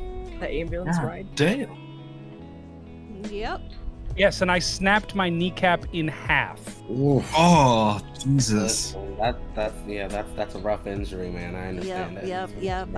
I was in the hospital for about that long after I broke my leg. So, yep, I feel that. But I had Medicare, I was in hospital for 7 days because I caught a version of Asian strep. Oh shit. Which can be deadly for adults, but is usually not deadly for children. So, but I was in and out of the hospital, not like in hospital, but having to see the doctor like on a regular basis. When I broke my kneecap, it was like once or twice a week for like the first month, and then after that, it was once a week after that. So all of that cost added up. I think I paid in USD. I think I paid after 3 months of care, maybe $1,000. It's not bad. Yeah, definitely could have been worse being here. In and they America. replaced. I know your jaws. They drop replaced right the now. cast that went from my ankle all the way up to my hip every 2 weeks. The boot in the US would be $1,000 itself. Yep. Yeah, I know. Do you know how much I paid to go to the emergency room to get a scan done on my chest, like a specific machine that they had? $5. And I forgot my insurance card. Do you know how much it cost? $70. $70? $70. I said 5. Oh man. My doctor's. I walked into the dentist here to get a root canal done, and I didn't have an appointment, which usually means you have to wait a long time if you don't have an appointment. But I walked in, they let me walk in. I was in the seat in 15 minutes, and I was out in less than 30. And when I paid the bill, it was $35. It's $100 with insurance in America. You go have a root canal and down at a fucking pizza place? Or a root canal, or get a tooth removed and a root canal. No, this is a family physician. That is insane. Yeah, ambulance is like $1,400. Yeah, People I pay the money they make and spend it on their own health. Well, that would work if people would actually invest in their own health. The amount of money that I have to pay every month is about $500 a month, but my employer covers $250 of that every month, and I only have to pay $250 of that. That's not bad. So it's like half and half. Yeah. You go half and Yeah, you so go half seized. Yeah. So if you take that into account, what is it then over the course of a year? That is like under 3K that I actually pay out over the course of a year for health insurance. Is that cheaper than we the people? Hold on. Of course it is. Yeah. Oh, and also, if I wanted to, if I decided that the only doctor that I wanted to see was a doctor that was in Okinawa, and I decided that I wanted to get on a plane and fly to Okinawa to see this one specific doctor, it's covered. The plane? Fuck yeah. Yo, my long Not the COVID plane minute, I ticket, remember but this. going to Oh, see just the check. doctor. Just No, checking. Just checking. I wanted to see They'll how good it reimburse was. your travel It's and not covered. accommodations. This is Well, what I since read you gotta to get on a plane, about insurance being able to deny based off of long COVID as a pre-existing condition. Yeah, my insurance doesn't even cover my nerve pills for it. I got a text from B right before street. Hey, it's not covered. I'm like, I really hope this is just because they haven't put my chart in. Because compounded medicine is expensive. But yeah, they're trying to pass legislature to where long COVID is not recognized. So 1 in 4 Americans are about to be screwed. Damn. So And they're let's my say you have a age. let's say is you why have a private cold insurance systems and are you want to bad. get cold medicine and like pain relievers for like headache medicine. It is cheaper to go to the doctor and get a prescription from the doctor and then go to the pharmacy and get the drugs than it is to buy over the counter. Oh, is it like, so when I got my Medicaid, I now have like a pharmacy thing that says it has free over-the-counter medicine? Is that like that? Like it covers Sudafed?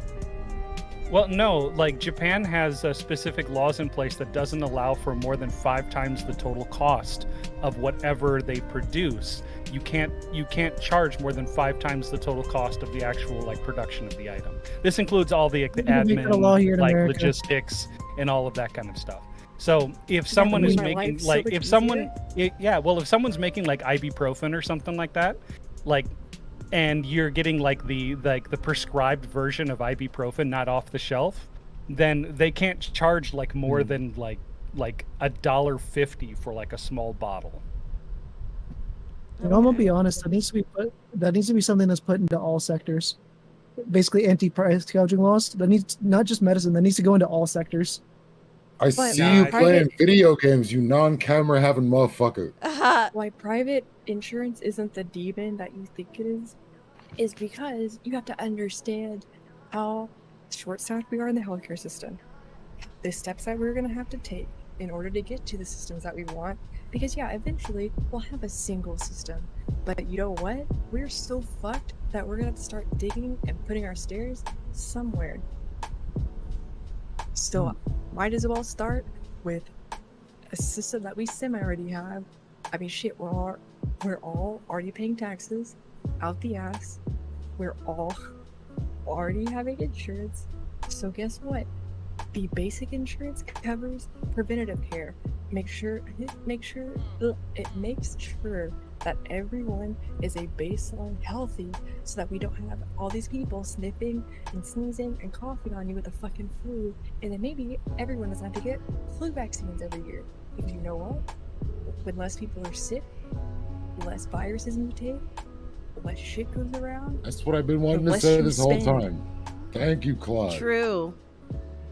But Yeah, everyone but- wants to jump at insurance is evil. Insurance is not evil. First of all, people are evil. The number one reason why we because doctors are only driven by money in our system that we currently have. And you can't say, oh, but there's people that care. I was one of those people. I can tell you right now, I don't give a shit about helping people with the way that we've been treated. I don't want to save you. That's why I chose animals, not humans. Because I see nothing worth saving when someone is telling me that I only care about money and the bottom line, when I am literally hands on deck trying to plug holes so that they don't bleed out. Like, people expect the kindness that they spit on you for because they don't give a shit. So if you don't give a shit, I don't give a shit. But I ain't dying for you. I already got heart damage from idiots. I ain't dying for anyone. Especially over not wearing a mask. Hell yeah. Holy dying for me. Probably in a stupid way. Also, fat isn't an issue. That's another hot topic conservative point and progressive point is everybody wants to talk about obesity and whether or not it's an accurate measurement and if we're really fat. Well, you know how we get unfat? We make healthy food affordable. But that's not easy, is it? Yeah, no, it actually is easy.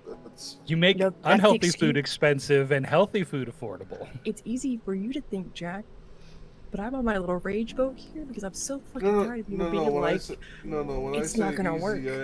It's not feasible. I'm talking about taking the giant bagel slicer to a few executives. We should get Sam in here to talk about the Fatty McFat tax. Sam isn't here. Oh, Sam What's is the here. Fatty McFat Yeah. tax? The Fatty Are we McFat also tax. gonna have the SAG boob tax? Two plane tickets. I had to guess it's probably something to do with like the sugar tax or something similar.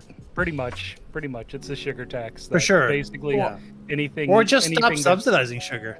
I'm implementing Yeah. a Which is trade-off. really a corn subsidy, right? Let's just stop no, it's- subsidizing it's beef. all corporations. How about that? No. Let's just be Sugar beets. real radical. Sugar beets get the most subsidies for sugar.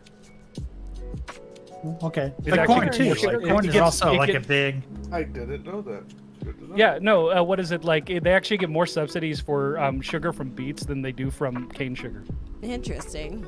But beets Well, are that's for sweet. sure. They Yeah, taste like because fruit. we get because we do corn corn instead of cane sugar here. But our corn's also worthless here. Most sugar comes from. We grow sugar in Florida on the regular. There's Florida sugar like on shelves. You know, Well, I and think they what also Richard's trying to burn get at- their land too, which also harms the What- environment and people I there. don't But think it's corn. What Ico is talking about is high fructose corn syrup, which is used as okay. an alternative sweetener to sugar, has the same caloric content, but it's cheaper because of how heavily we subsidize corn in the country. It's in and a so good many of our chunk foods, the and corn of course in the growth sodas and is we're used gonna find out to it's make gonna high fall fructose corn aliens. syrup, which is then used as a cheaper alternative to sugar in almost every sweetened product you have ever had. All of our Almost 60% of the grocery. almost 60% of the grocery store is fructose sugars. Yep. And that's what I mean by I'm so tired of hearing excuses when you try to pose ideas for change and people are like, well, that's never gonna work. That's not gonna do this. And it's like, it's really not gonna fucking do that, is it? If you just keep, well, that's not gonna work. Put your big girl panties on and take a step forward because right now, we're not working. We gotta do something. Momentum. But of course, if you want to stop the corn subsidies, then you lose a lot of swing voters in states where there's a lot of farmers that benefit from that. So that's Yeah, why Iowa, trans Indiana, people, the gays. Ohio, you're going to lose a lot of people in those states. promise and right promise now, to more them that they're importantly, gonna do it Wisconsin. and then not do it. Well, Like Wisconsin's a big farming state. You're going to see that in Minnesota to some degree too. That's because And if those we are swing actually states. Stop the corn subsidies, it would probably cause a fucking famine. What do you mean? and Not food will probably cause a famine. Well, you need to minimize the disruption I need you to explain this to me, because in the United States, with the amount that we produce, we export 90% of what we produce in the United States, and this is all goods. We only use domestically about 10%. So the corn that we're actually using in the United States is brought in from Brazil. In Arkansas, it's worth noting. So as an example, Ty was on the panel here. The corn that Ty is growing in his farm, when he goes to sell that to the mill or whatnot, or to the silo, that silo is then going to turn around and sell it to some other place in the world. They're not going to use it domestically. It's worth noting that the vast majority of corn grown is not used for edible purposes in the U.S. All right. I think it's 80% of corn in the U.S. is grown for. But did you listen to what I said? I said all I did. Grown in the United States, 90% of that gets exported, and we only use 10%. Everything else we need we import. And meat. I was addressing to Vigilante, not you, Desperado. I was so the eggs, even though we produce them in Arkansas, we'll get eggs from Montana. You will never get an egg from Arkansas in Arkansas. We import all that shit. Bruh. The way our food system works is super inefficient. Yeah. So what are you gonna do to fix it? I just went on a 10-minute rant about people coming up with, well, this isn't gonna work. How are you gonna fix it? Good luck trying to fix it legislatively. Like somebody already pointed out, you can't run. I don't know shit about legislation. I do education.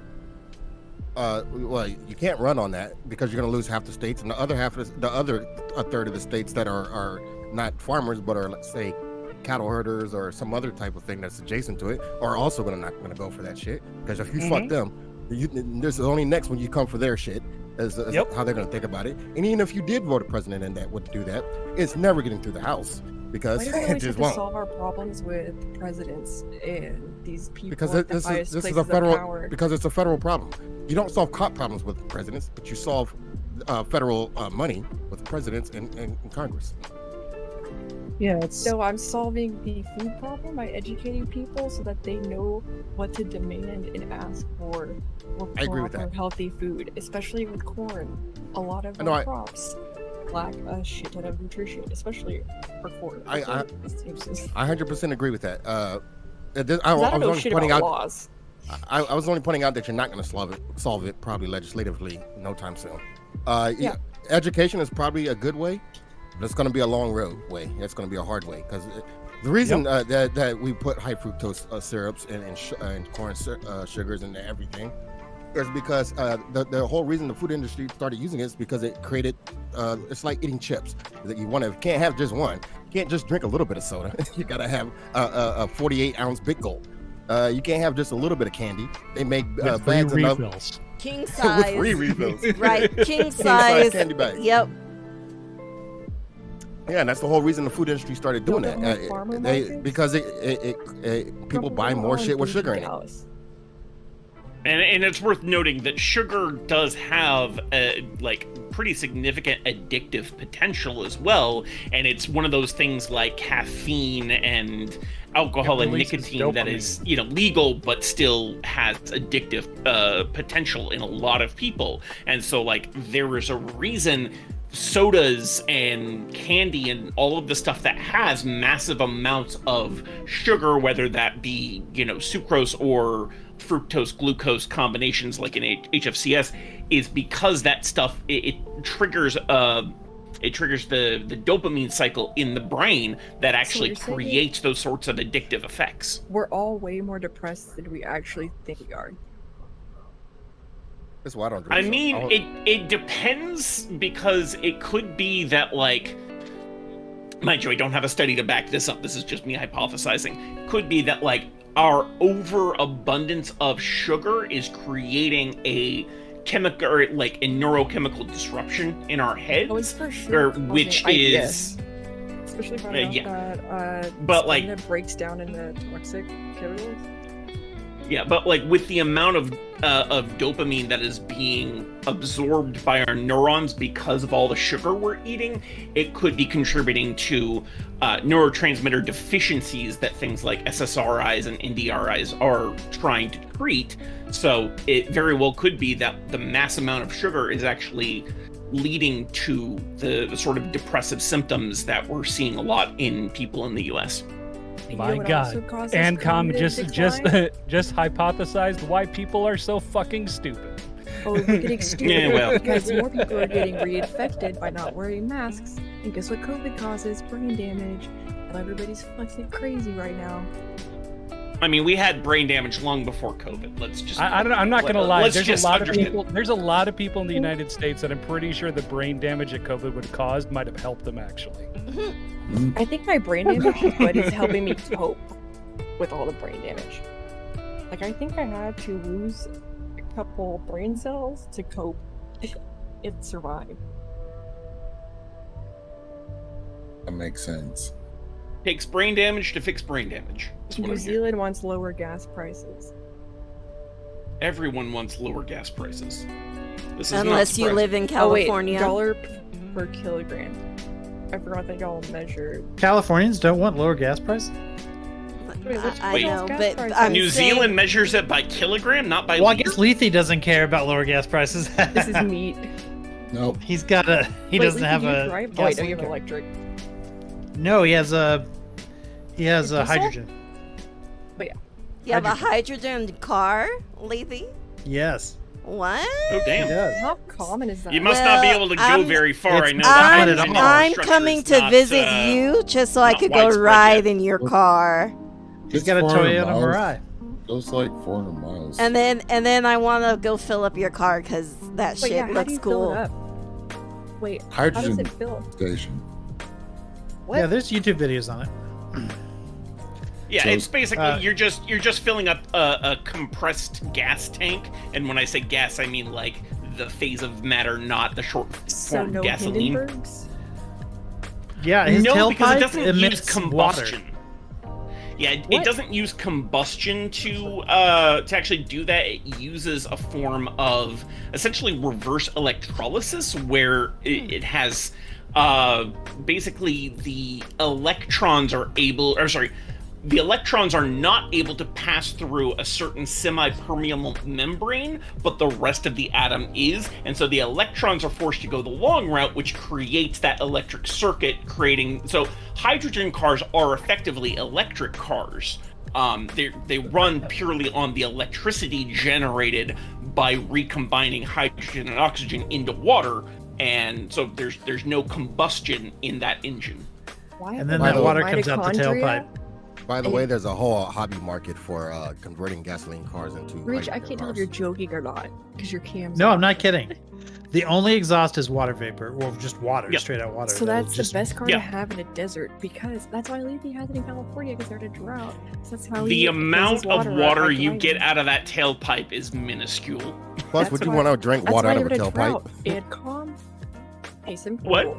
No, but she's thinking if They're there's drought, millions of and- cars driving around the desert, then it'll be slightly more humid. They're just You can like no. I'm thinking you're you can stuck like in the desert. terraform the deserts with all these Yeah. Toyota But, like, Mirais out- driving around Rather everywhere. than But drinking your Osiris- pee, you drink from the Osiris, water out of a tailpipe of a hydrogen car would actually be incredibly clean. Like you're talking distilled water. Actually, drinking too much of that would cause health problems Yeah, because of the distilled lack of water minerals. tastes terrible too. Oh, it comes Like out you gotta distilled. have some minerals in water for it to taste decent. It's I also mean, look, the energy required to might make be- the compressed hydrogen And gas. salt, a little bit of salt in the water needs to. Distilled water Fluoride. tastes horrible. I know, Fluoride. yeah, I know. I've accidentally drunk it before because I have distilled water from my water loops for my computers. Trust me, Wow, it's so not good. corn Oh, yeah. as feed for meat is our biggest subsidy. $7 billion. Yeah, most corn that And goes cotton? to non-human feed either goes to producing things like high fructose corn syrup, ethanol, or most of it Pet goes to food. animal feed. Grains. Also, fun fact: what's in your pet food is not what the cows eat. your pets get even worse grades. So whenever they have silly grains or cornmeal, those are bad ingredients because they are highly reactive and will make your dog itch. Yeah, this is true. Mechanical diesel. This is why it's recommended that you give your dog good wet food every so often to help put moisture and no in their grain skin. free, for the love of God. Doesn't at least our farm for export to you guys is allowed by trade requirements from New Zealand? Wait, did you say go grain free or no grain free? Sorry, No grain free. Absolutely no grain free in dogs or cats. Even though cats are mainly meat based. Okay, I don't like the trade requirements having no antibiotics ever in your meat. That to me screams zoonotic disease. Because that is exactly how people get salmonella from backyard chickens, and that's why backyard chickens are really fucking bad. Because wild bird people don't know how to maintain them, and so they're not kept in coops. So wild birds are spreading avian influenza to your chickens and salmonella, and that's why you've been shitting your brains out for 2 weeks. My understanding of the no antibiotic rules are that basically they can't have received antibiotics within a certain period of time. I think it's like 60 days prior to slaughter. So like they can still be given antibiotics earlier in their life if they get sick. But unfortunately, a lot of like livestock farms these days have been using antibiotics prophylactically, which is also a huge problem. And then they just don't. 500. Weaponizing avian food for unhealthy benefits of weight loss. No, that's tapeworms. That's people ordering tapeworm pills. But no, this is no antibiotics ever. I understand the clearance. That's what I like in New Zealand. No, our farmers do not comply with no antibiotics because as an animal science and poultry science major, well, I'm animal science major, poultry science minor. Not treating with antibiotics is a big deal. That means that your shit is infected. I eat raw beef and venison. That's what's wrong with your brain, Grumple. So it's not just the crayons. Or the glue. Also have tapeworms. And E. coli. And salmonella. Deep records, antibiotics are used whenever required. They just don't go to the arbitrage. Yeah, no, we have a clearance time for the arbitrage. If we don't do this, we get less money per meat. Okay, so this is the grade. Okay, so you're talking about meat grading for sale. So this is where you get the fun little labels of non-GMO, antibiotic-free, and no hormones ever, even though all living things have fucking hormones. But yeah, there is an incentive. You can't get a feeding regime for any animal that's bought that isn't like good. Even the stuff that you grow, like the seeds that you get to grow in the ground to grow your own shit, have all got the hormones in them that give to the cattle. Like there's no feeding regime that you can get anywhere that does not have hormones in it. Not to mention, a hormone is actually an incredibly diverse category of chemical and is found in just about everything because every living being uses hormones in some capacity for intracellular communication. Like even single-celled organisms use hormone to communicate between different, different individual cellular organisms. How they so like it's just slurs. Yes, their slurs are estrogen. Meat that goes to the US is typically highest quality from US due to the market expectation. Hey, Cly, acetylcholine. My brain. Not Krebs cycle. Not citric acid cycle. My brain just flashed that stupid ass. God, give me the strength. Sorry, I had a little mom flashback for a second there. Slur slingers. Yeah. They send the mitochondria as the powerhouse? Nah. The slur house. We have grade D meat usable for prison and military only. Is that below pet food grade? Yes.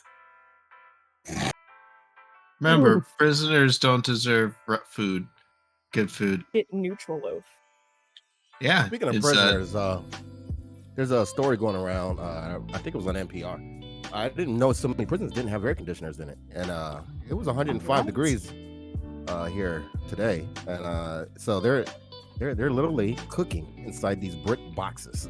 It hasn't Did they gotten below speak to Texas 111 and the in Texas Arizona. Supreme Court? Sorry, the Texas Supreme Court had a special thing about prisoners and how they weren't allowed to have air conditioning What? because of retribution Oh, they tried to kill versus, yeah, it's something you can look up and you go, really? And The ironic thing about that is they've had several security guards or corrections officers also have seizures and pass out. Yeah, people are doing can't that be on good the for security. tarmac because the plane got delayed. Like Arizona's been 100, hasn't gone below 111 during the day for over a month. Yeah, this is The South is just going to end up taking itself out for us. But it's not just the South, right? Like even No, in the they named Midwest, the heat wave Cerberus. even in the Midwest where it's hitting like 90 something degrees, where it's not normally 90 degrees, Oh, where they have it's been some older 100 this prisons, week. where they have older prisons that don't have air conditioners because when they built these prisons, they didn't feel like you needed air conditioners because the homes didn't have air conditioning, and they felt it was like the same thing, except for homes were built not to have air conditioning and they have a natural airflow if you open all the windows. Prisons don't have natural airflow for opening all the windows, so even if it's 95 They have degrees or windows? 90 degrees in the Midwest, you're Some of talking them about do. another 5 to 10 degrees at least in the prison of non-moving air. Yeah, I'm not so much counting the humidity, but yeah.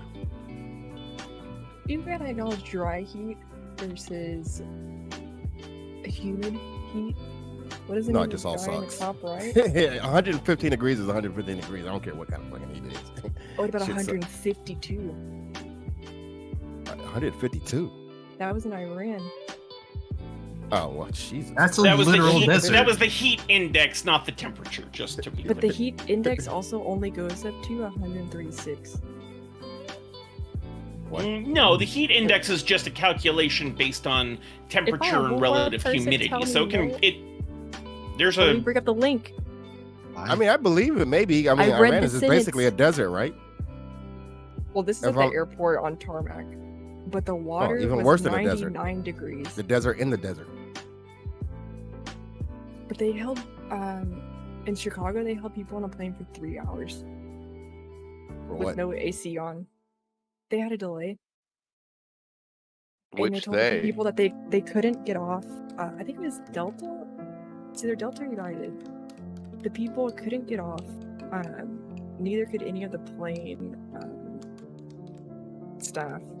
So I think they had like a flight attendant pass out. Flight attendants were wheeled out on gurneys. Passengers were wheeled out with oxygen. Like people were dropping. I'm surprised no one died. But yeah, they said if you get off the plane, it'll take like 48 hours to reschedule your flight, even though it took them 2 days to reschedule the flight. I thought would several people shit themselves. Yeah, people were pissing and shitting in their seats.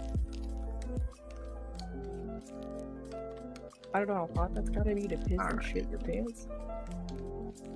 That's the bad customer service right there. Which Yeah, is what the were whole those- question of who they are. Basically, so Delta here at Harry Reid International Airport in Vegas. I remember going through there once. It was hot in the airport. At So night, when I the went sun to- beating down. So you're basically complaining that the Yes, at night. procedures that the Delta has for dealing with such a thing are poor and hopefully will be improved, right? Where someone dies, hopefully.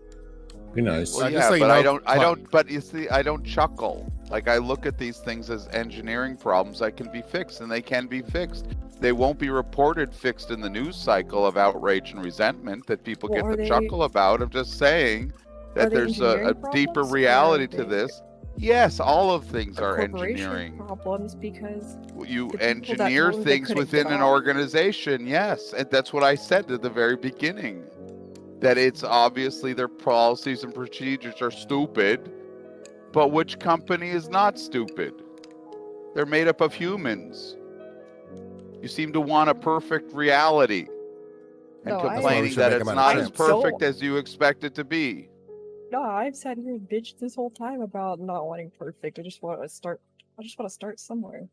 I say But make companies out of champs. something that's even less Uh. perfect. Something that case was fully preventable. That's the thing is, you do not keep people in a plane that is off, no airflow. You just have the doors open. Obviously. In Chicago. So what was the reasons why they did it? So you can complain about it, but what was the actual reality to the story? That's what's interesting to me, to find out why they were dumb. What was causing people to be so stupid? Money. Can't give up those overbooked seats. I'm trying to find that. And No, yes, that's okay, the- so you no, can wait, chuckle, wait, wait, you can that's the chuckle easy about answer, the that's the easy reality. answer. You can chuckle about that kind of thing. That is the airline industry. That is how it's so cheap. I can fly to Vienna for $50, everything included. Hey, From here in England. I was gonna say I have not seen a $50 airline ticket. Saxon lives in the UK. Okay, that's why. Yeah, no. How many miles is that? You know, there's a like job $3. in the airline industry called yield manager. Yes, this is the whole thing. It's a very, margin thin industry. I'm not trying to defend anything here, except the point, it's easy to chuckle at stuff when you don't understand what's going on and just going, oh, here's more dumb people. People are You're dumb. assuming that I don't understand what's going on and that I haven't read the. By the way, just for Well, the sake you of were talking conversation, as if you don't. For the sake of conversation, No, the you don't airline need industry is for very it. margin thin. It's not. So it doesn't take much for one of these companies to just go You belly think up. my autistic ass hasn't looked at the entire dynamics of airlines in the airline industry? You don't and the sound like you fuselages? are. You sound like you're just moaning. And in Britain, people do that. And I find it as a Canadian American kind of depressing that people what's a feel Canadian so American? oppressed. Well, as a Mexican, I was born in as a Canadiana, disabled an Mexican American with heart with two problems passports. and a pissy attitude today, Ask I Ted have a right to Cruz. bitch because I haven't done wrong every step of the A way. Canadian cowboy. The Oh Zodiac wait, Killer. hold on. I just realized this is Saxon. Problem solved. Sam could do it. What's wrong with Saxon? We've had to ban him from about 15 different servers recently. Yep. Wrote implying that I was stupid just then. I was. Yeah. No, I just got rid of him. If Sam's gonna mute him, I literally already had the kick window open. Oh on shit! The him double just in fucking case. hammer. Yeah, no, me and Kyla. Yeah, it was Saxon's not good He people. is like a couple of other people I have talked to you about. Oh, I just saw flying. Tenflix said Saxon is out of his goddamn mind. Okay, Tenflix is saying something. Yeah, like Clyde, this is one of those people. Like, you remember I was telling you, I kick the individual, and there's that little box saying why to kick him, and I leave my mouse cursor over it. That's what I was doing with Saxon. So the second Sam muted him, I alt-tabbed and was like, goodbye. That's like whenever Sam started counting down my conspiracy in chat here. the other night, and I was having over mute. I was like, I don't know why she's counting down. Sam's a harsh mistress. No, I came back to the computer, and saw I thought you were Saxon. counting down to this. Oh. No, I heard Saxon and saw the name. I'm like, nope, we're not doing this. Oh my goodness. I thought people. Whoa. The You, fuck was you that? can literally ask Lethe and Desperado here when we were asking if we were gonna let him in. I'm like, nope, we're not letting this motherfucker in. What was that Desperado thought it dinosaur was noise? a different Saxon. I was like, okay, if You it's a sound different guy, Saxon. fine. If it's the same dude, I'm gonna be really fucking annoyed. Well, I was really fucking annoyed. apparently. Sam, Never trust you're anybody who says they're a prejudiced. Canadian American. First of all, that's rule number one. All right? You got shit talking in the chat. I mean, not Wait, wrong. who shit talked me in whose chat? Sleepies. You got. This is the kind of prejudice you will find. This is inappropriate. But by who? Who's being Saxon. prejudiced. You were the one that was insulting me, but I was literally making the point. Wait, We're I'm talking fine about with you. what's being said in Twitch chat. So Saxton, it's Samantha Banana. It's Samantha Savage from Kyla's. It's a very person who's so assured of their authority. Yeah, for a reason. I mean, Lex. That kind of accusation, I mean, that's just a badge of honor for saying. Like, that's not going to insult her. What are you, Yeah, are you what are you gonna gonna say next? She's literally Hitler. Yeah, like.